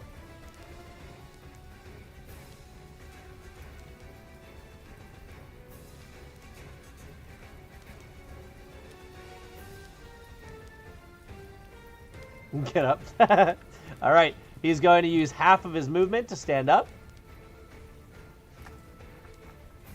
Now, he is currently within range.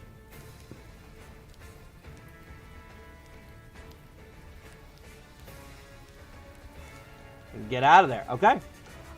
Do you want to run out the door or hop out the window? So we can bonus action disengage and get out. I like it.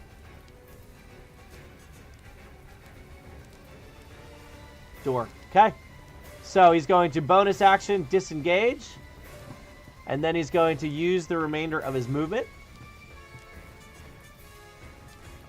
Oh my goodness. Okay. 5, 10.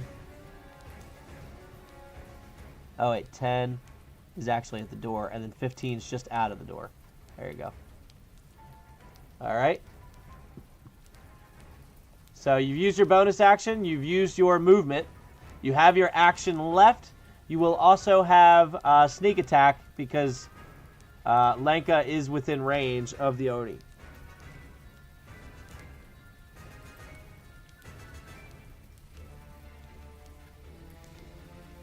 Snipe the Oni.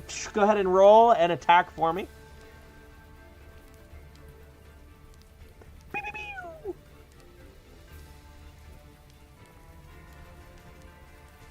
I agree also, by the way, David Dieter. The spiritual weapon is... if you are ever a Twilight Cleric like I was, if you can get that bubble up, get your Spirit Guardians up, your spiritual weapon out, and have your attacks, game over. 8 plus 7, 14, 15. The Oni, his AC, does not hit.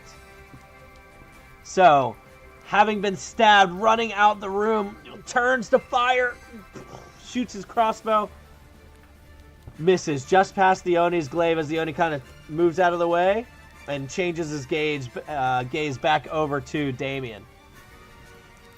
I am currently nice. Twilight Cleric's broken, but I support it.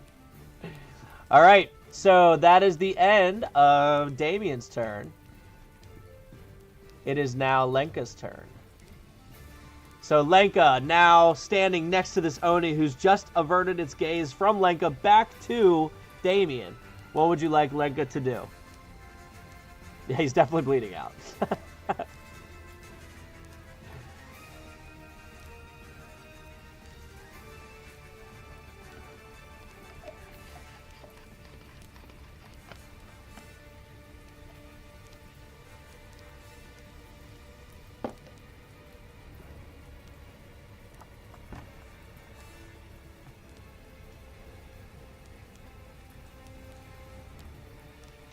Yeah, we can move him.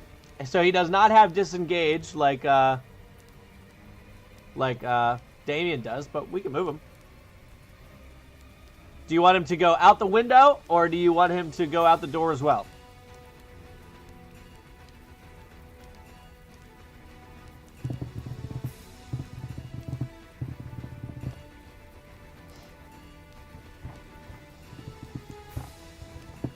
Door it is.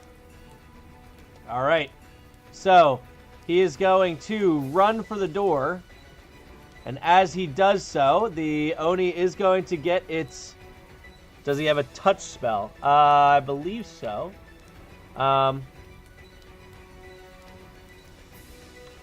He has Light, Minor Illusion, Poison Spray, Mage Armor, Magic Missile, Witch Bolt, Melf's Acid Arrow, Gust of Wind, Misty Step, Phantasmal Force, Scorching Ray, and Fireball. So no, he does not have any touch spells, except for Light. So if you want to make him glow, you can. So on his way out, the Oni will get its attack of opportunity. And he's going to swing his glaive once more. Let's see if my keyboard will give me a hard time.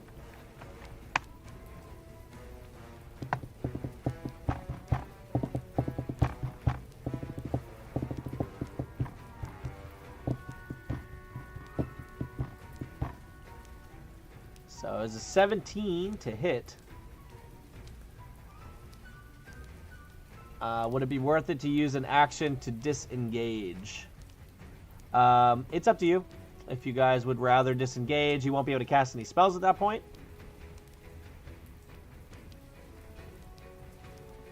I'll just put up a poll.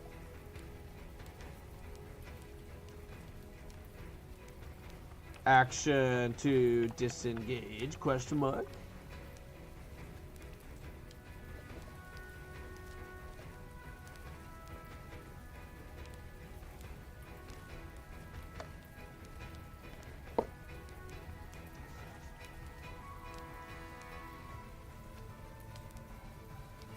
Oh, I see a couple no's.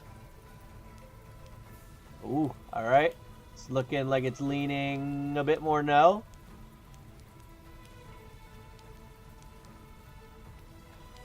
All right, going once, going twice. All right, no disengage. No biggie. No biggie. So, we rolled a 17 to hit. That will hit, so now we need 2 D10s. I'll put one here. I'll put one in Twitch. So the Twitch was a 2. Let's see what YouTube's is. Come on! Another 2! Oh my gosh. So that is 8 slashing damage from the glaive to Lenka as he makes his way out the door. So 5, 10, 15, 20, 25. He's at 25 here. It's up to you guys if you'd like him to move further, but so he has 5 feet remaining. Nightbot hates all equal. Yeah, he does. All right. So you still have your action and your bonus action. What is it you would like to do with either of those? I think the only bonus action you have is maybe Misty Step. Is that bonus action? I feel like I ask this every time. Yeah, Misty Step's a bonus action. Drop a fireball. I'm back. Asking the group on that one. Sure. All right. I'm not seeing any. No, don't do it. All right, fireball it is. If someone wants to go ahead and type in the old fireball spell. Was wondering where you guys went.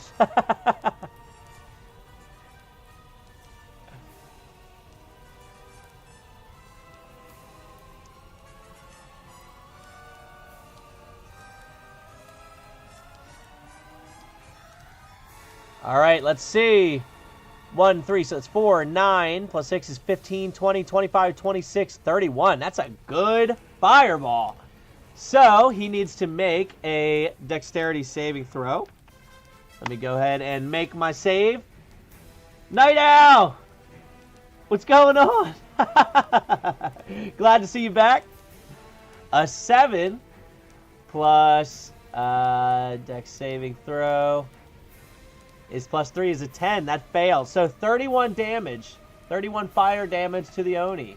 As Lenka, who just ran out of the room, turns and unleashes this... Oh, wait. Hold on. Hold on. This one I know we have. Here you go. Fireball in the room, and everything starts to catch fire. The blankets, like everything in the room just immediately starts to catch fire. What do I need for a cookie this time? You've earned a cookie. You got it. We'll make it make sense of the story after the battle. We'll find a cookie. Shadow people in the house. Nice. You need at Night Owl. You need to stay alive. Truth. Not step one to get a cookie. Stay alive. All right. So he has used his action. There's not really a bonus action to use, so that will be the end of his turn. All right. It is now Captain Ommoll's turn, who is seeing all of this happen and has just seen flames just shoot out of windows and felt this heat emanate from the house. What is it you would like Cap to do as he's still outside at the front of the house? Okay, Turtle.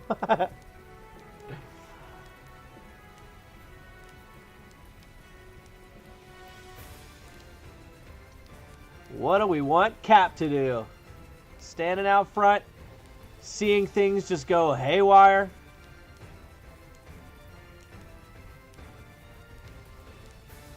You may have to roll to determine how good the cookie is, but I'll give you a cookie. Run inside and attack if possible. I did last time. All right. 5, 10, 15, 20, 25, 30. So that's as far as he can go to get in. And you could...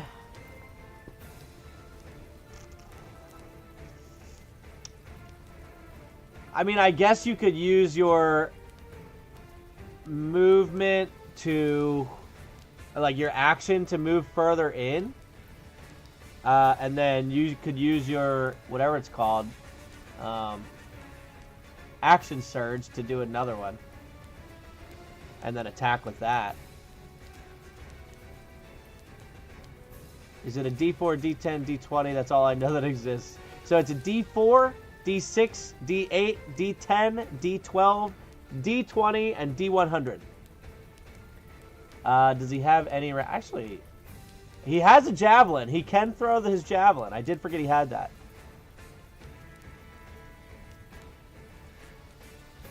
I need opinions, guys. Where are you? I mean, Turtle, I don't mind. Just if you want to run it. Whatever you say, just do it. Sorry I was dealing with laundry and maintenance issues. Ranged it is. Alright, so he's going to chuck his javelin, because I see Dieter wants to pull him out too. So go ahead and make an attack with the javelin. Roll a D20 for. For the cookie, it'll probably be either a D20 or a D100. One of the two. By the way, Night Owl, you've been pulling some solid cards over there on the Discord. 13 plus 7 is a 20. Oh, man. If only you'd gotten to it a little faster, Night Owl. That 17 was fire. But that's okay. The other one still hits. So the 13 plus 7 is 20. It does hit.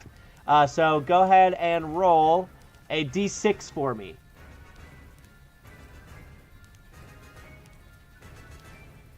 Yeah. I really like that widget. That's probably going to be what we do.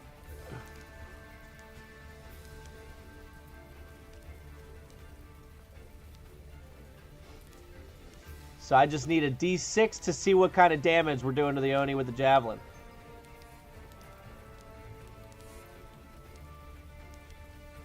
Night Owl, I thought... Didn't you have like a few hundreds and such? Like if you look at my past like 15 days of pulling, every one of my cards, besides like 3 of them, has been under 10. A 3. 3 plus 4, 7 points of damage to the Oni from the javelin.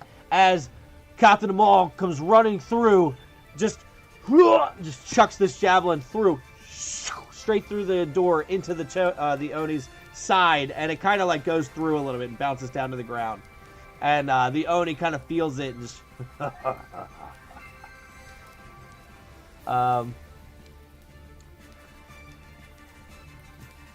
Alright, so now it is the Oni's turn.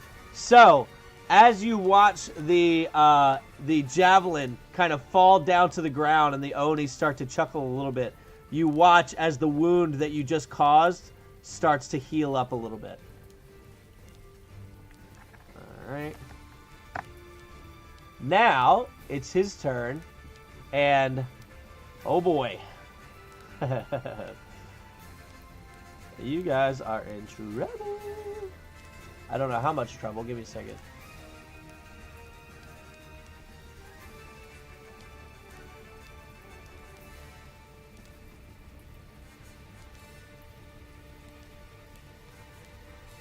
Oof. All right. So the Oni is going to take a step towards you. And he's going to face all of you.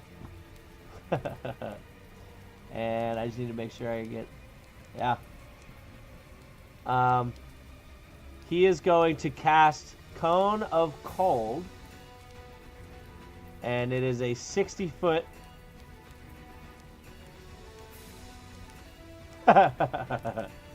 Oh, yeah. Oh, it's hitting. So I need a Constitution saving throw from all 4 of you.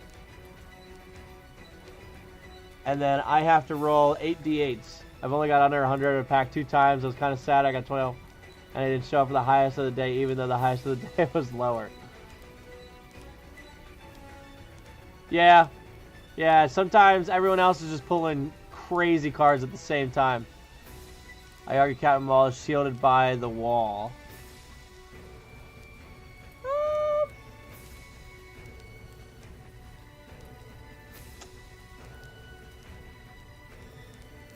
Yeah, I mean, I just don't know. Only because...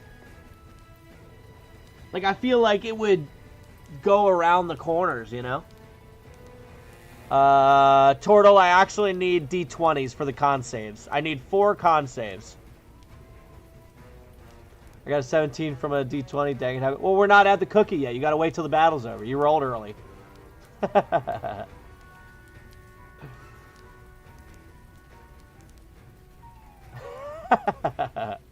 All right. So, in the front, we have Walsen with a 16. And I think Walsen's con is pretty high. +2. So, 18. He passed. 3 for Damien. He's going to fail. 4... for Captain Ommoll, he's going to fail. And I need 1 more for Lenka. I mean, a 17 out of 20 is pretty good. It would have been a pretty good one. But I do need 1 more D20. And in the meantime, since I have to roll 8 of these, I'm going to roll them on Twitch just because Twitch is faster with them. Come on. At least the cleric's fine. This is okay.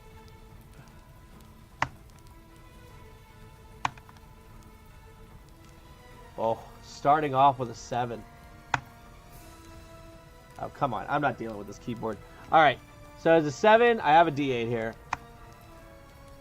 Let's see. A 6. So that's 13. I rolled a 5. 18. 3, 21. I need 4 more. 6 is 27. 8 is 35. 2 more. Oh, 2. 36, 37. And a 1. 38. So 38 points of damage. And a 4. So, Walsen is the only one that takes half damage. Alright, so 37... to Walsen.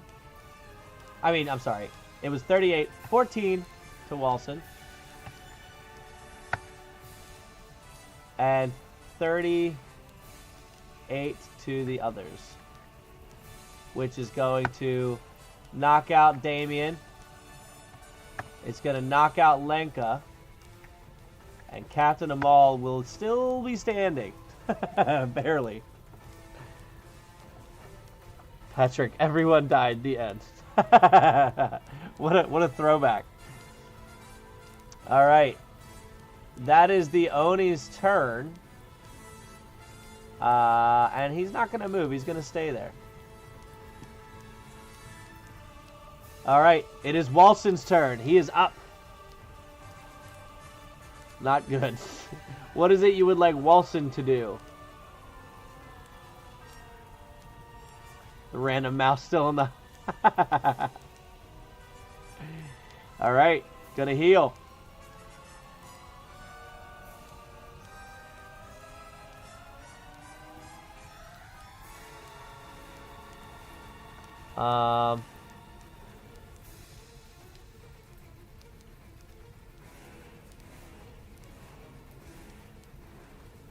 No, that doesn't help. Revivify. Clairvoyance, magic circle.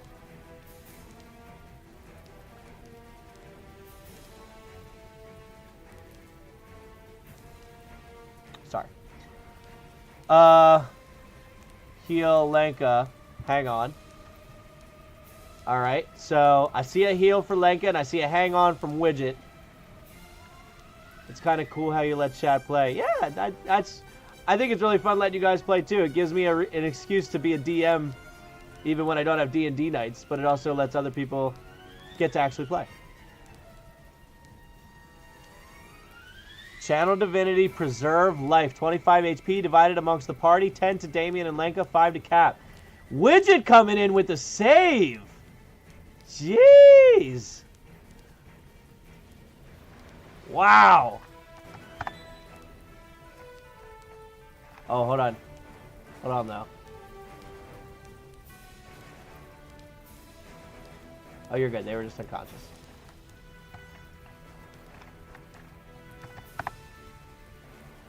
My mouse just works at the weirdest times. Or not my mouse, my keyboard.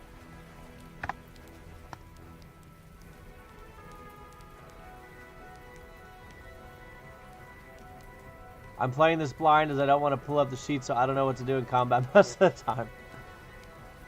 I feel like Beacon might be worth it here. Could be. So you have used your Channel Divinity now. So that was your action.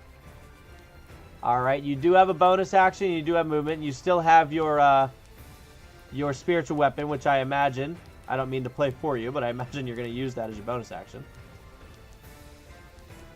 Oh, I'm still... Come on.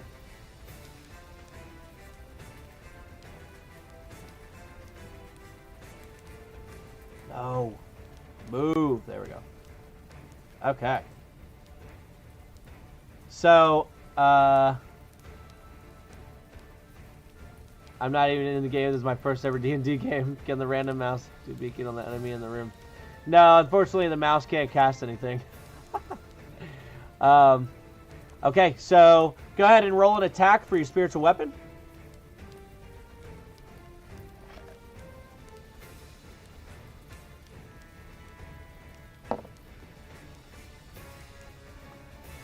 Not it.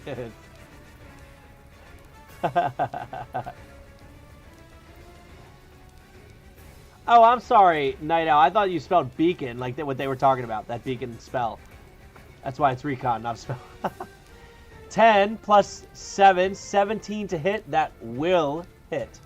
So go ahead and roll, I believe it's a D8 for your spiritual weapons damage.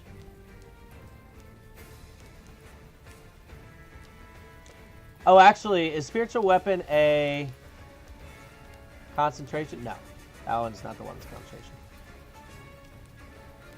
I see a 6. So it is 6 plus, I think, your spellcasting modifier. Where is spiritual weapon? Yes, plus spellcasting ability modifier, which for you is 4.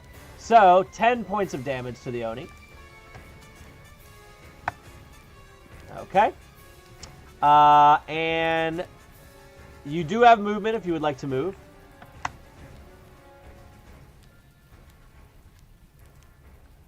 See a random mouse use Hellflame. Just blasting everyone with fire.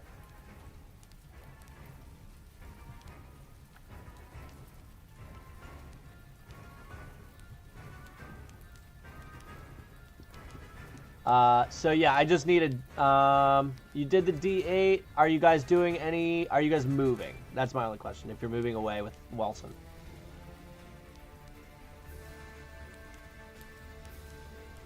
Get away. All right. So he's going to move back. Well, now's my time to go. And he's going to start running, but the Oni is going to get his attack. So I'll go ahead and roll D20 here. You didn't answer me. My cookie is gone, so my mouse is bored. It's all right. I imagine the mouse is terrified of this Oni right now. 13 plus 7 is 20 to hit Walsen with the glaive, so he gets to roll 2 D10s now. I'll do one over here in Twitch. Oh, come on. 4, and 1 over here.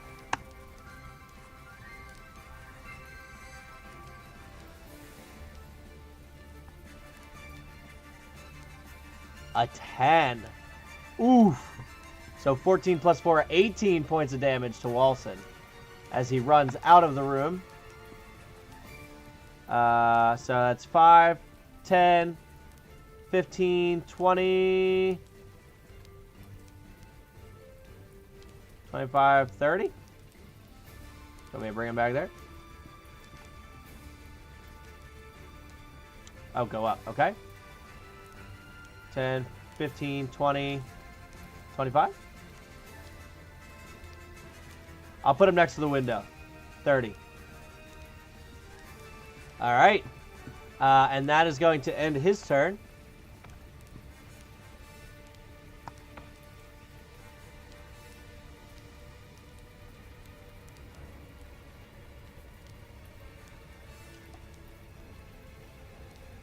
$15. Honestly, 15's a good roll. I don't think mice do much damage, but it's a good roll. Reaction is used, though. Did he use it? Oh, the Oni's reaction. I thought you were saying Walsen's. Got it. Got it. Correct. All right. Damien is up.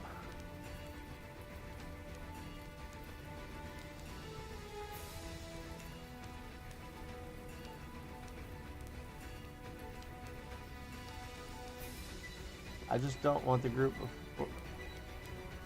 before I get nuked again. I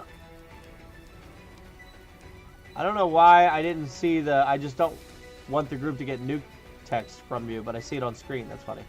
Sorry if I'm missing anybody's messages because of that. All right, hide and shoot. Hide and shoot. All right, so go ahead and roll a stealth check for me. For Damien. Okay, so this is going to be a TPK. You don't ever know. You never know.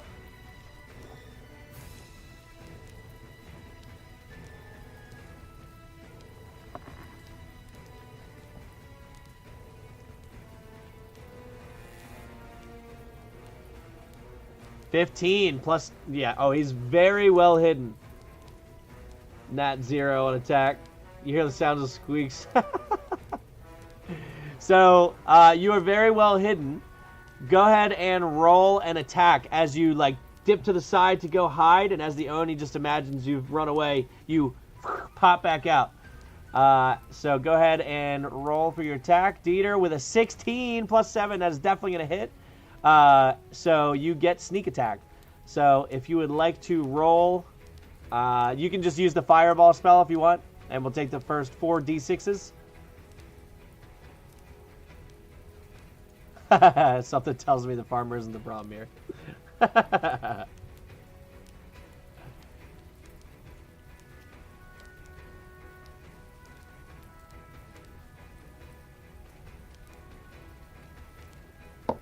Night Owl is truly a shadow person because they're having an entirely different confrontation than we are.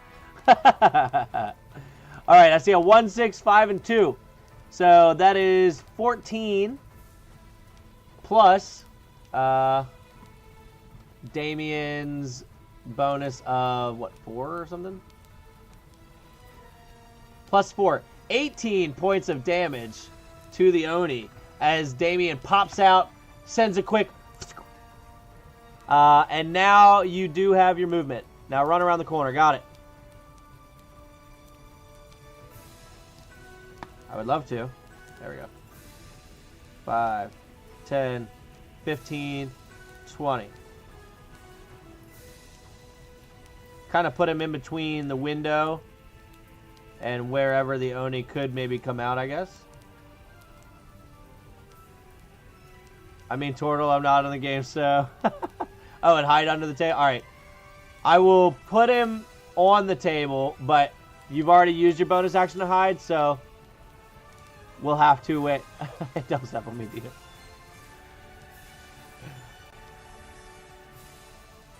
Alright. Or hide under the bed. He'd have to slide the old farmer out of the way. Okay, so that's everything Damien has. We are now back to Lenka. What is it you would like Lenka to do?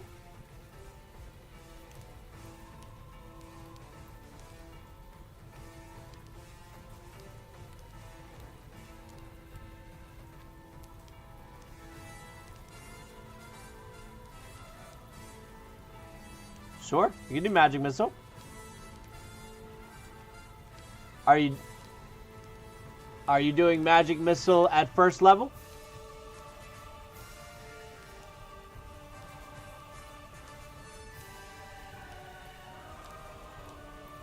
I'm kind of just trespassing. No, no trespassing. You're here to have fun. Anyone's welcome. Anyone. I don't put up any no trespassing signs, so you're clear.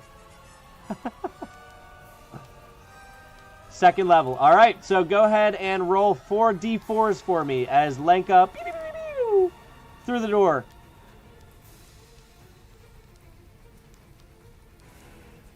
I'm just imagining Night Owl in the Shadow Realm with the exact same environment, but situation-wise completely different.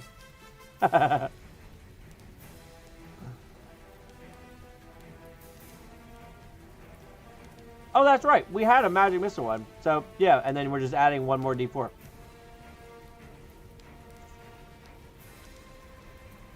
Why did... you spelled magic missile wrong, Dieter. I was like, why did that not pop up? I don't think a no trespassing sign would work on a mouse anyway. So we need 2 more d4s, or you can type in the magic missile spell. Either one. Alright, so we have 2, 4, 2. I need 1 more. We are at 8 currently. You put a space in it, Caleb. No space. Yeah, magic missile's a hard one, I guess. 3. So we had 8, 9, 10, 11. Plus 4 is 15 points of damage to the Oni for a 2nd level spell. Alright. And that is his action. Are you moving? Are you using your bonus action to Misty Step? No, you know Jiminy Cricket, that's me. I'm a random mouse that's just overlooking this like a narrator. That'd be kind of cool. Just have somebody professionally narrating everything that's happening. I guess technically that's supposed to be me, but I ain't got the voice for that. This is a tanky boy. How does a magic spell bloody a monster?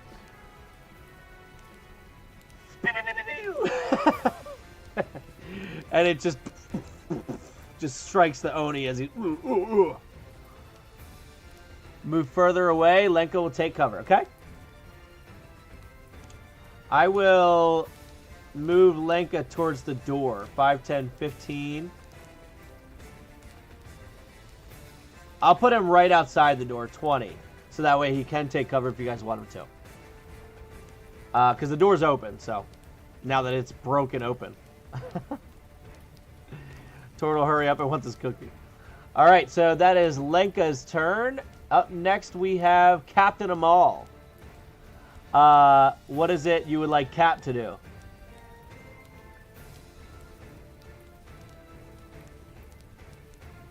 Lenka could just run outside and yell for help. I'm pretty sure you guys are the help.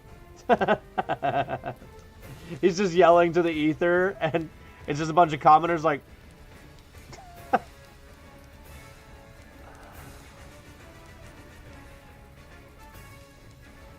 It gets punched in the face with force blast and gets a bloody nose.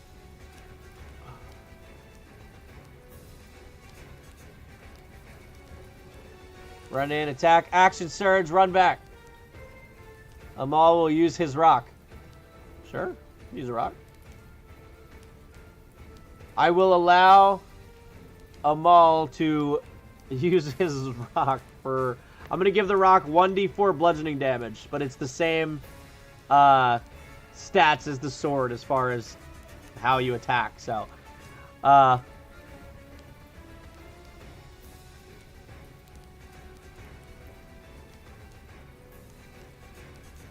Oni did use his reaction. That is correct. So you actually don't need to disengage or anything. So you should be good. Also, it's night. Total Cap should kill it. Can I roll it? Of course you can. No, use the sword. We need max damage. So as Cap goes running in... You know, I'm going to give it to you just for fun as Cap goes running in. He already had it, like, in his hand with the pommel of the sword anyway. He just goes running in and just throws the sword, or throws the rock, and hits the Oni right in the chest, dealing 4. I'm just going to give it the basic damage, kind of like a unarmed strike, how it's just straight damage. So he's going to take 4 bludgeoning damage from the rock. Nice roll, Night Owl. That was a good one.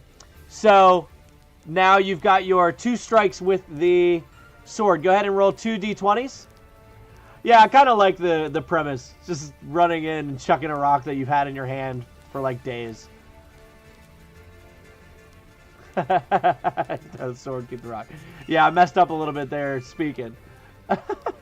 Just chucks the sword. 13 plus 7, that's definitely going to hit. Go ahead and roll another one. After the fight, I'll pick up the rock. Got it.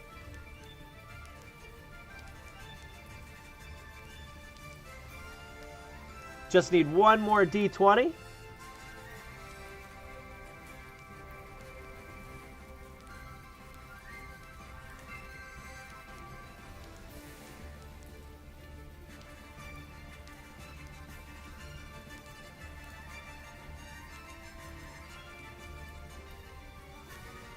You hear squeaking, sounds like laughter from the corner.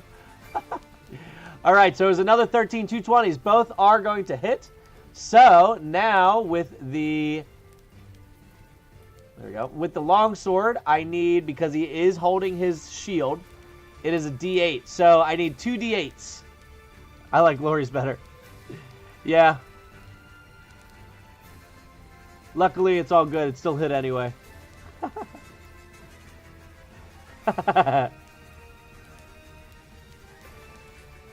Alright, I see 1 d8 coming in. Night Owl, if you want to roll another one over there on Twitch. A 1. Oof. Widget got it. You're good. 3. Oh, Widget got it in just before you did, Night Owl. I'm sorry. That 7 would have been sweet. 3 plus 4. So 7 points of damage for the first attack. And then I heard Action Surge. So if we want to roll 2 more d20s.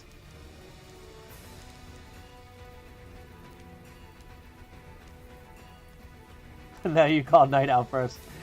I got to take it in the order they come in.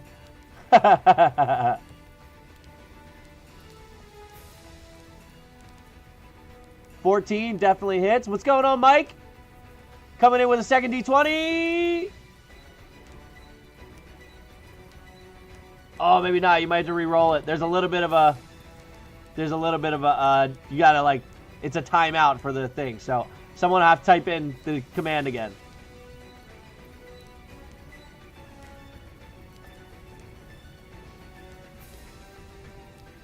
I'm sorry. I don't want to just roll for people because I'm not in the game.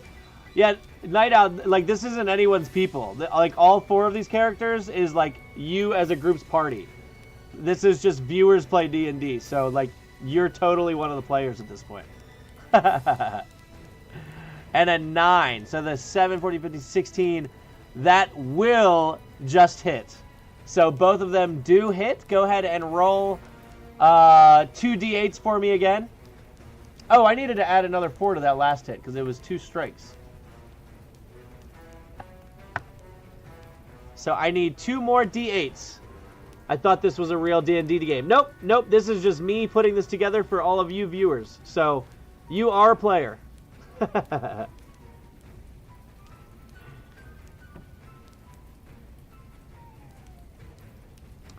D8. All right, we got a 3. Oh, yeah, we can count Night Owl 7. Yeah, that's fine. So Night Owl rolled a 7 before with that D8.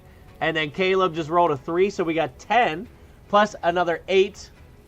We have 18 points of damage. All right. So that is his attack. He used his action surge.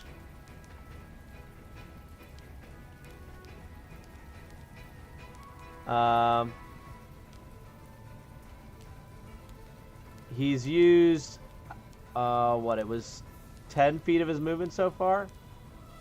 So he's got 20 feet left. And you do still have a bonus action if you wanted to use Second Wind to heal a little bit. If this was a real D&D game, we would be 5 minutes in a math problem for the damage of a goblin. Run away, run away, run away. All right. I see Second Wind. Hey, Moore, what's your opinion on the random mouse that got uncannonly added? I mean, I'm all for, like, just throwing things in here, as long as they don't break the game. Second Wind, okay. So I need someone to roll me a D10, and then we'll add 5 to that.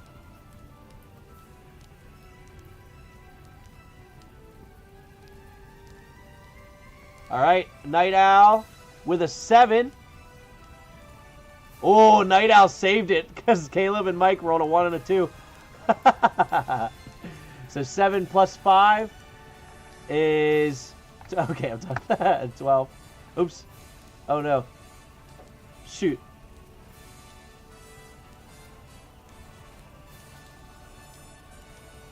I don't know how much health Captain Ommoll had before this. Anybody remember from a second ago?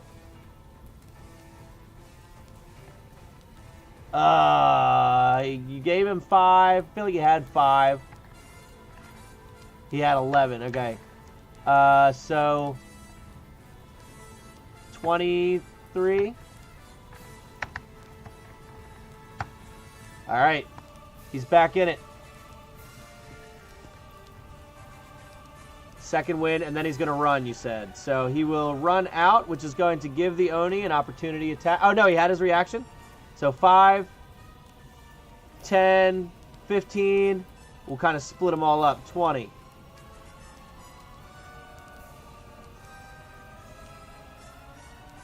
Shadow Powers doing in clutch. Okay, who else votes we go to Twitch for rolls? Nightbot YouTube isn't behaving. Alright, so that takes care of Captain Ommoll's turn. It is now the Oni's turn. So Ommoll, being the only one with kind of a view inside of the room right now, enough to see him, sees that some of the wounds start to heal over once more. And with that, the Oni goes invisible.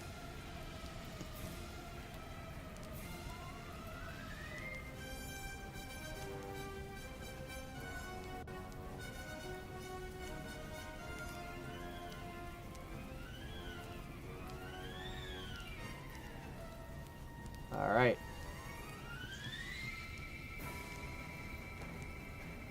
Alrighty. So that is his turn.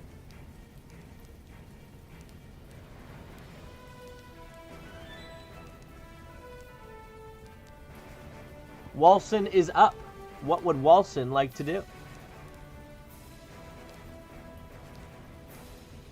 My mouse may hide the shadows, but these rolls sure don't.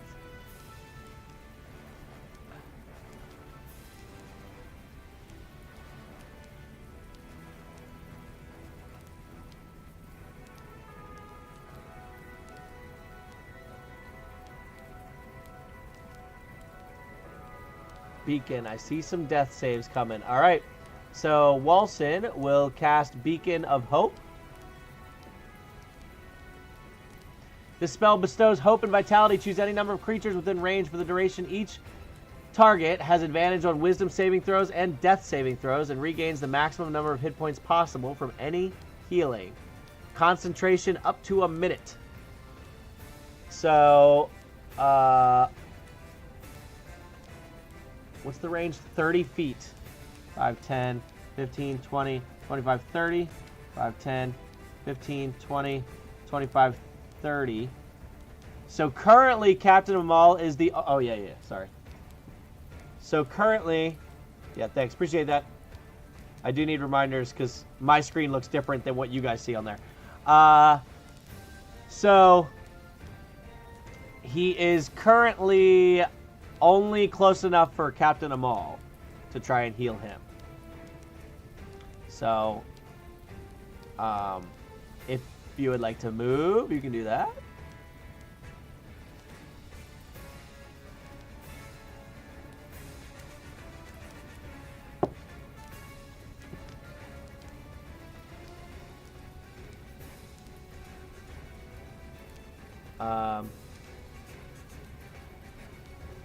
I don't think so. It says range 30 feet, and then says choose any number of creatures within range.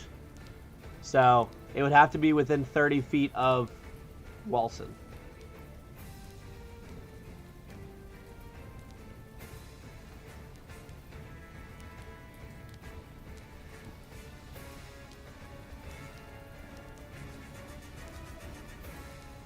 Alright.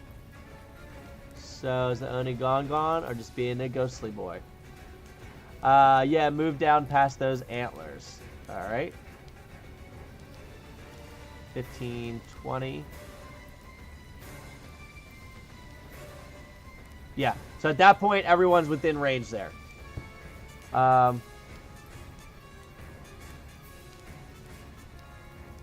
Cool. Alright.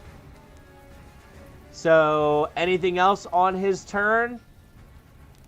I know you currently have Spiritual Weapon in there, but nothing to attack at the moment.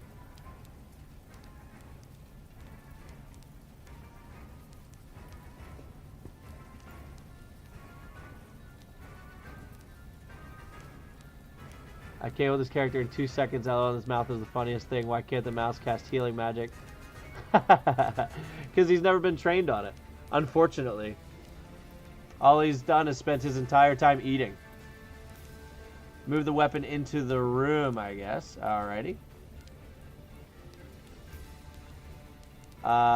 Does the rock get its own turn? Unfortunately not. Because the mouse took the barbarian class. Just because I am the DM, I feel like I just know all things. Alright, so that's the end of his turn. Damien is up. What would you like Damien to do?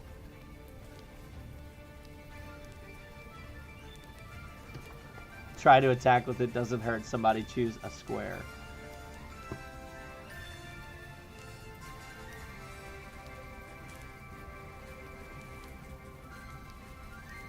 We got reincarnated with magical abilities.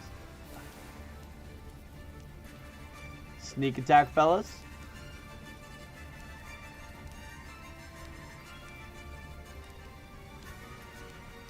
Are you... He cannot do fireball. Only Lenka can do fireball.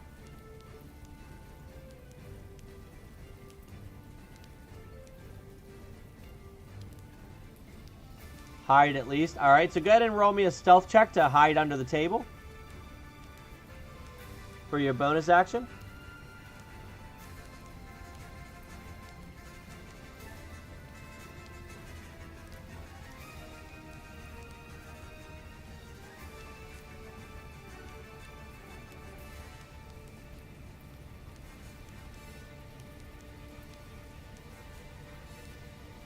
Maybe ready in action to fire when the Oni appears, then hold action for when real... Yeah, I like it. I like it, but I do need a d20 for his stealth check whenever you guys get a chance.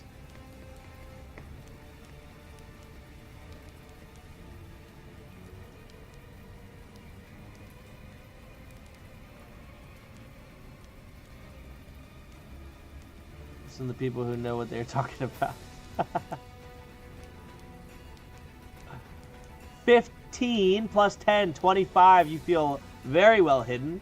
And as he kind of maneuvers some of the chairs and slides under the table and hides within the chairs, he is going to just hold his crossbow up in between them to try and ready something for if something happens. All right? That is his turn. Up next, we have Lenka.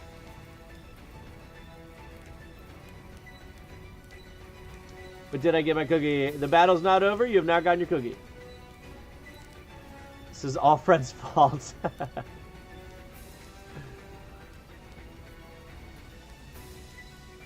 Fireball? Sure.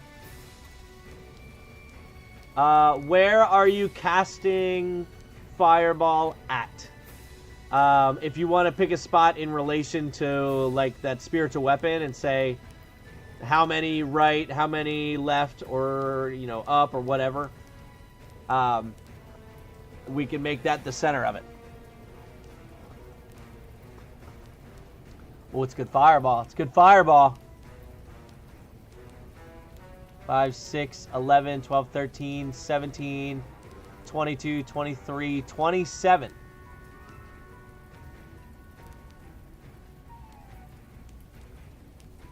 The radius, it's a 20-foot radius, I believe.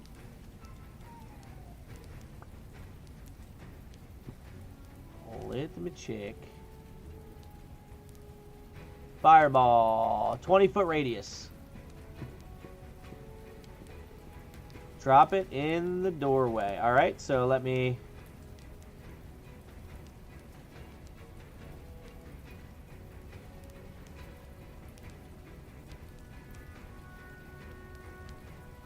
Right there, I think. Yeah. All right, so you drop it here. So a square covers all except corners. All right. Floor nuke the whole room. What are we attacking? Yeah, you're really just hoping that the fire hits at this point. So with that fireball and sculpting the spell to not hit anyone else in it, you watch as the Oni appears right where Walsen was. That was so funny that you said go down where the antlers were. Because literally had he gone anywhere else, he was going to kind of bump into him. And he takes 27 points of fire damage.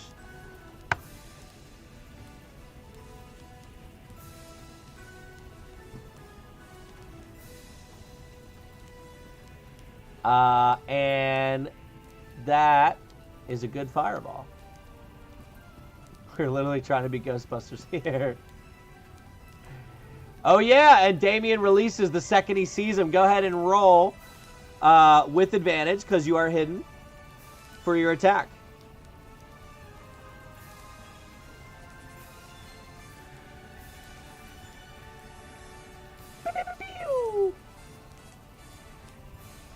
Sniper inbound. Engage. Can I roll a saving throw for my mouse? Oh, didn't think about the mouse. Oh, wait, I need to make a saving. I'm glad you said that. I got to make a saving throw for...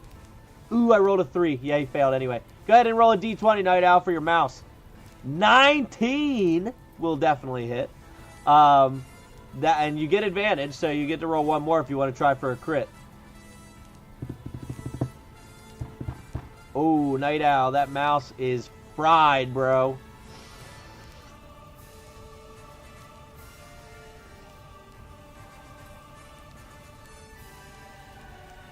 $14. So, no critical hit, but you still get to roll the 4d6s. So go ahead and roll the fireball spell, and we'll take the first 4d6s, and we'll add 4 to it. Nice.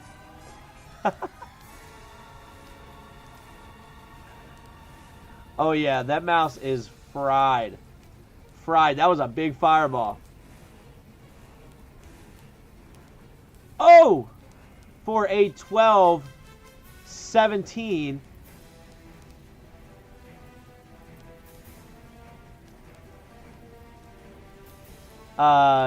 Sorry. It looks like Night Owl got yelled at for his emojis. I didn't know it did that, Night Owl. I don't mind the emojis. Let's see. So 17 plus 4, 21 points of damage. And with that, we'll get a victory sound here. With your final shot, the arrow flying through the air in almost a slow-mo as it spins, strikes right through the back of the Oni, who's being charred by the fireball. And as he just falls backwards onto the floor and just lays there still.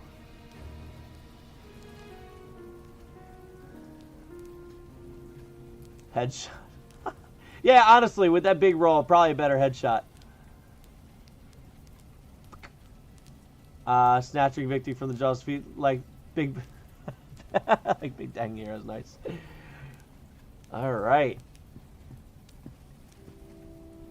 My own teammates killed my mouse. Yeah. Unfortunately, that would have been greater than his HP too in the negative, so he died outright. Unfortunately. Use the beacon to heal up everybody. Okay.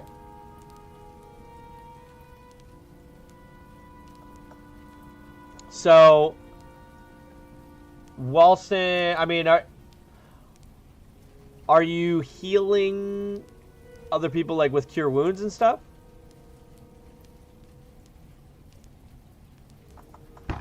And he did die without his cookie, unfortunately.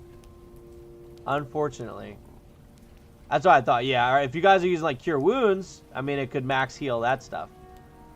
Or something along those lines.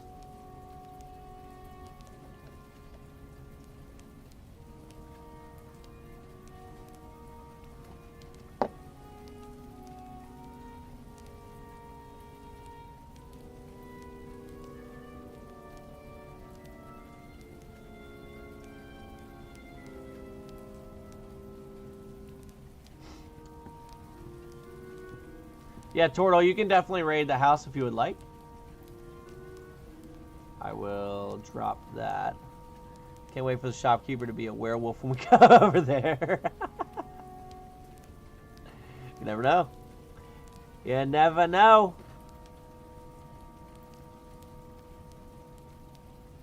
My mouse is using the item totem of undying. So what is it what you would like to do? You've got your group here now. The Oni is defeated. Whatever spells do the healing best. Can I raid the fridge for heals? Roll an investigation check for me with Lenka. And you can roll it with advantage as everyone kind of peruses around with them. 8. And if anyone wants to roll one more d20, we'll see if maybe there's a better one.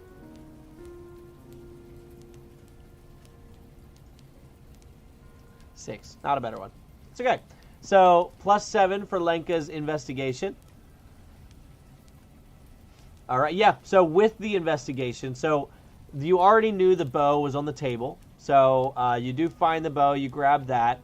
And in perusing through, most of the food in here seems to have gone stale, as if it wasn't being eaten anyway. And you see that inside the bedroom, there's a small wooden chest. And in opening that up, all you really find are some old, like, worn farmer's garb and such. And you find what looks to be a pouch of only about 15 gold. Because it doesn't seem like the farmer really made too much money. Kind of took care of himself.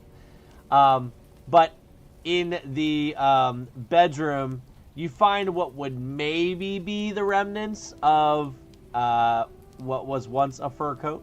But it is charred, burned, and gone. So how does this work? Is my mouse dead forever? So your mouse is dead forever unless Walsen decides to use Revivify on your mouse, which is quite the expensive spell. I forgot this was an illusion. 1 cure wounds to each of them. 2nd level for Damien and Lenka. Okay. All right. Get a rat next time. They're better. So if you would like to do the cure wounds at 2nd level, does he have 4? I think he's only got 3 of those, right? Yeah, 3 2nd level slots. So cure wounds does what? 1d8, but 2 at 2nd level. Yeah, 2d8 plus 4, so 8, 16. So 20 points of healing for... Oh, come on. I did it again. I have to put the negative in front of it, and I always forget that.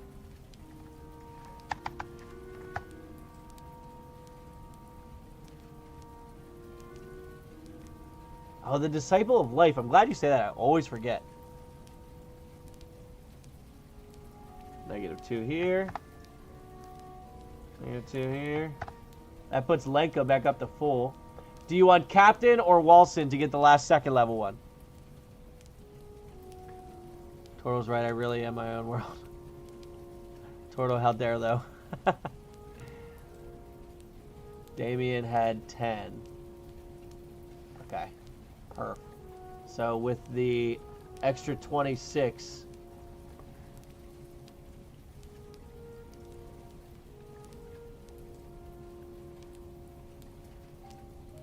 Oh, it would be with the extra 22. He had 2, so he would need 32, so he needs another 6. Okay? And... Oh, yeah. Okay, got it. Used a level 2 in the fight. No, I thought that, Oh, spiritual weapon. Yeah. You're right. Okay, well, I will metagame a little bit and give you a hint and say that at least in the near future here, you should be okay. Oni Mistress defeated. Ommoll picks up his rock. Good. That's right. Well, no, that's... Magic Missile was Lenka. But you did cast Spiritual Weapon, which... That one may be a 2nd level.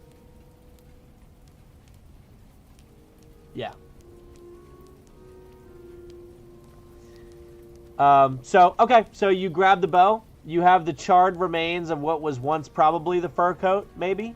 I'm going to slap Fred, says Damien as he picks up the bow.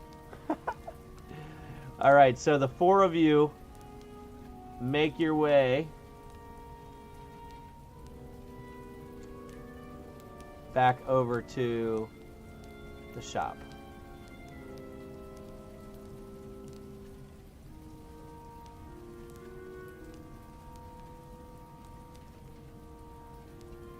Slide them over here.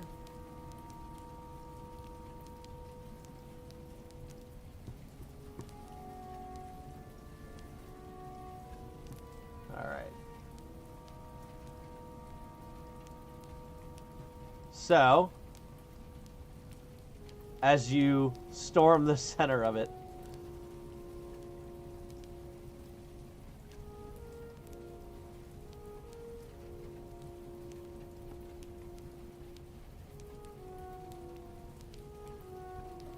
don't hit Fred, he's not going to pay us, Captain Ommoll says to Damien as Damien goes running off. As you walk into the front 5. Cure wounds for Walsen and Ommoll as well at 1st level. So that would be a 8 plus the 4, 9, 10, 11, 12, plus the 2, 13, 14. All right.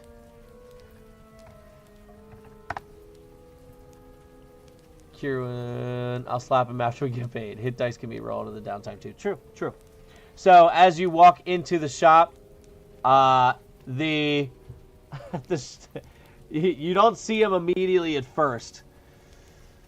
All right, where are you? Where are you at?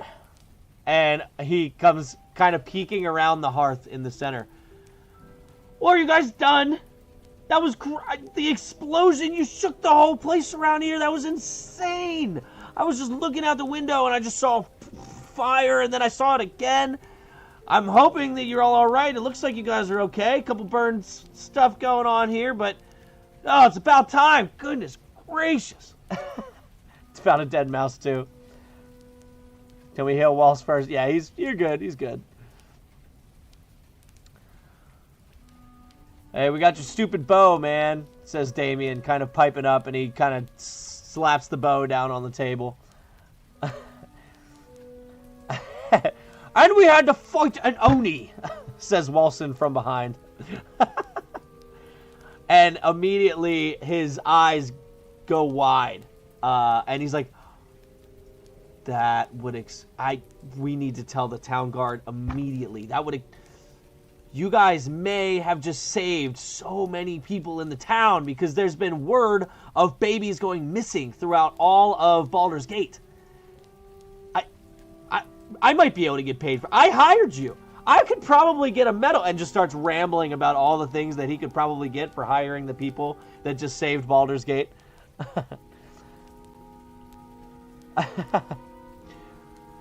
Sir, I believe I can speak for myself and Lenka when we say we don't like you. I don't care about the babies. Jesus. Excuse me. We saved your life as well. The least you can do is give us something. I slap him with the bow. As you try, go ahead and just make a general dexterity, just to see who's faster. I'll do one for him as well. Oh no, he's gonna fail. Don't even bother, because your modifier's higher. So as he starts like clamoring on about how he's gonna like get awards for this for hiring the saviors of Baldur's Gate, it just slaps him in the face. And he's like stunned for a second. You can't do that to me. I paid for you to be here, and you owe me. You owe me. I should get my money back for this. You're lucky I'm not even asking for it. And then you have the audacity to slap me in the face? Craig's gonna hear about this. The DM hears a nice echoing in his mind. I want a cookie.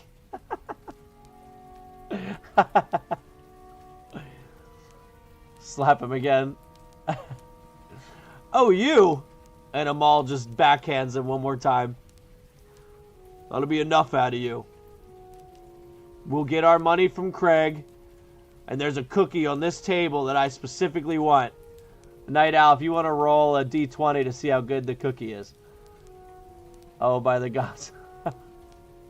Lenka, give him a fireball. Damien says that to Lenka, and the man like freezes, waiting for this fiery explosion.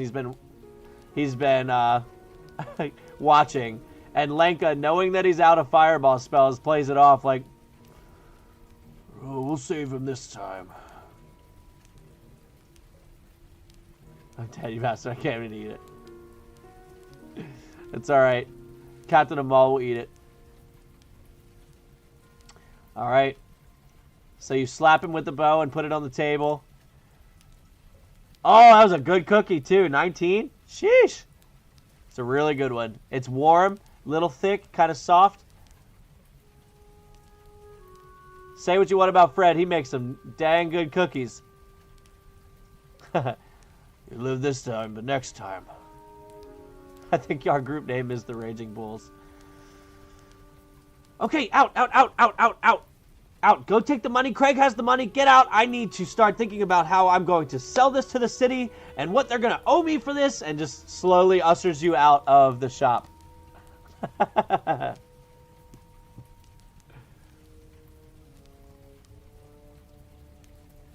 And so, the four of you make your way back out into the dark streets. And in the air, the smell of smoke, as you see a raging fire currently billowing around the building in the back. And you can't help but wonder who's going to come put that out, but someone will. Captain, can you throw the rock through his window? The world is our China shop, my friend. Go get the Oni head and deliver it to guards. I like it. Fred is definitely the kind of guy to pretend he's homeless next to an actual homeless person. Go, Spirit Mousy. So Walsen will run over to the Oni and say, "Take all credit, will ya?" And he'll just start using his long... Does he have a long sword? I don't remember if he did or not. He might just have a bow. He's got the mace. He's got the mace. Well, he's going to do everything he can to try and cut that head off, and Damien kind of shows up behind him and whips out his dagger and just starts cutting through and grabs the head of the Oni. And so you spend a little time walking around looking for some kind of guard, which isn't too hard. Yeah, I guess Ommoll could have used his longsword. And you find a guard, and you just roll a persuasion check to basically convince the guard that this was your doing, you saved the town, and do it with advantage because you have the Oni head. Is it possible to attack the DM? No, not really, unfortunately. Whenever you're attacking a monster, you're basically attacking the DM. 16. Need one more. Because it looks like Lori, unfortunately,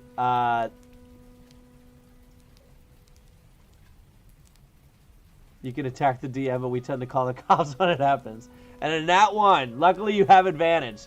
So 16 plus, I believe it's Walsen, who is plus 4, so 20. The guard easily believes everything you're saying, and so it's two of them.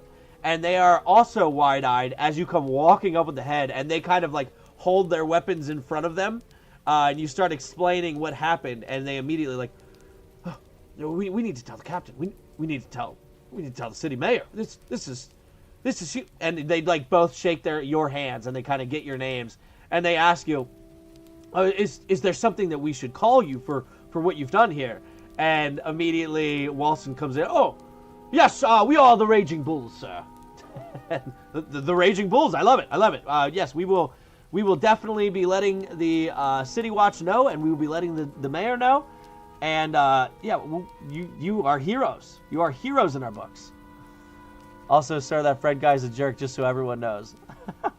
Well, but he does make some really good cheese baskets. And don't listen to a word Fred says. Please execute Fred for us. I thought we were Team Red, says Lenka. Can I bribe the town chief? Oh, probably. From Heroes Haven. I like it. And so those two go running off with the head that you've delivered. And you feel comfortable. Unfortunately, the chief didn't go for it with a 4. You feel comfortable that the guard did believe you. And they are going to pass along the word of the good deeds that you've committed here. And so with that, you spend the Raging Bulls from Heroes Haven. I will make sure to put that in the next session that we do online here. But so with that, you make your way back to Heroes Haven. You spend a couple days making your way back to Heroes Haven. And you collect your gold from Craig, which was 1,620 gold. Divided by the 4 of you is 405. So I will add that to their monies here. Equals that plus that. All right.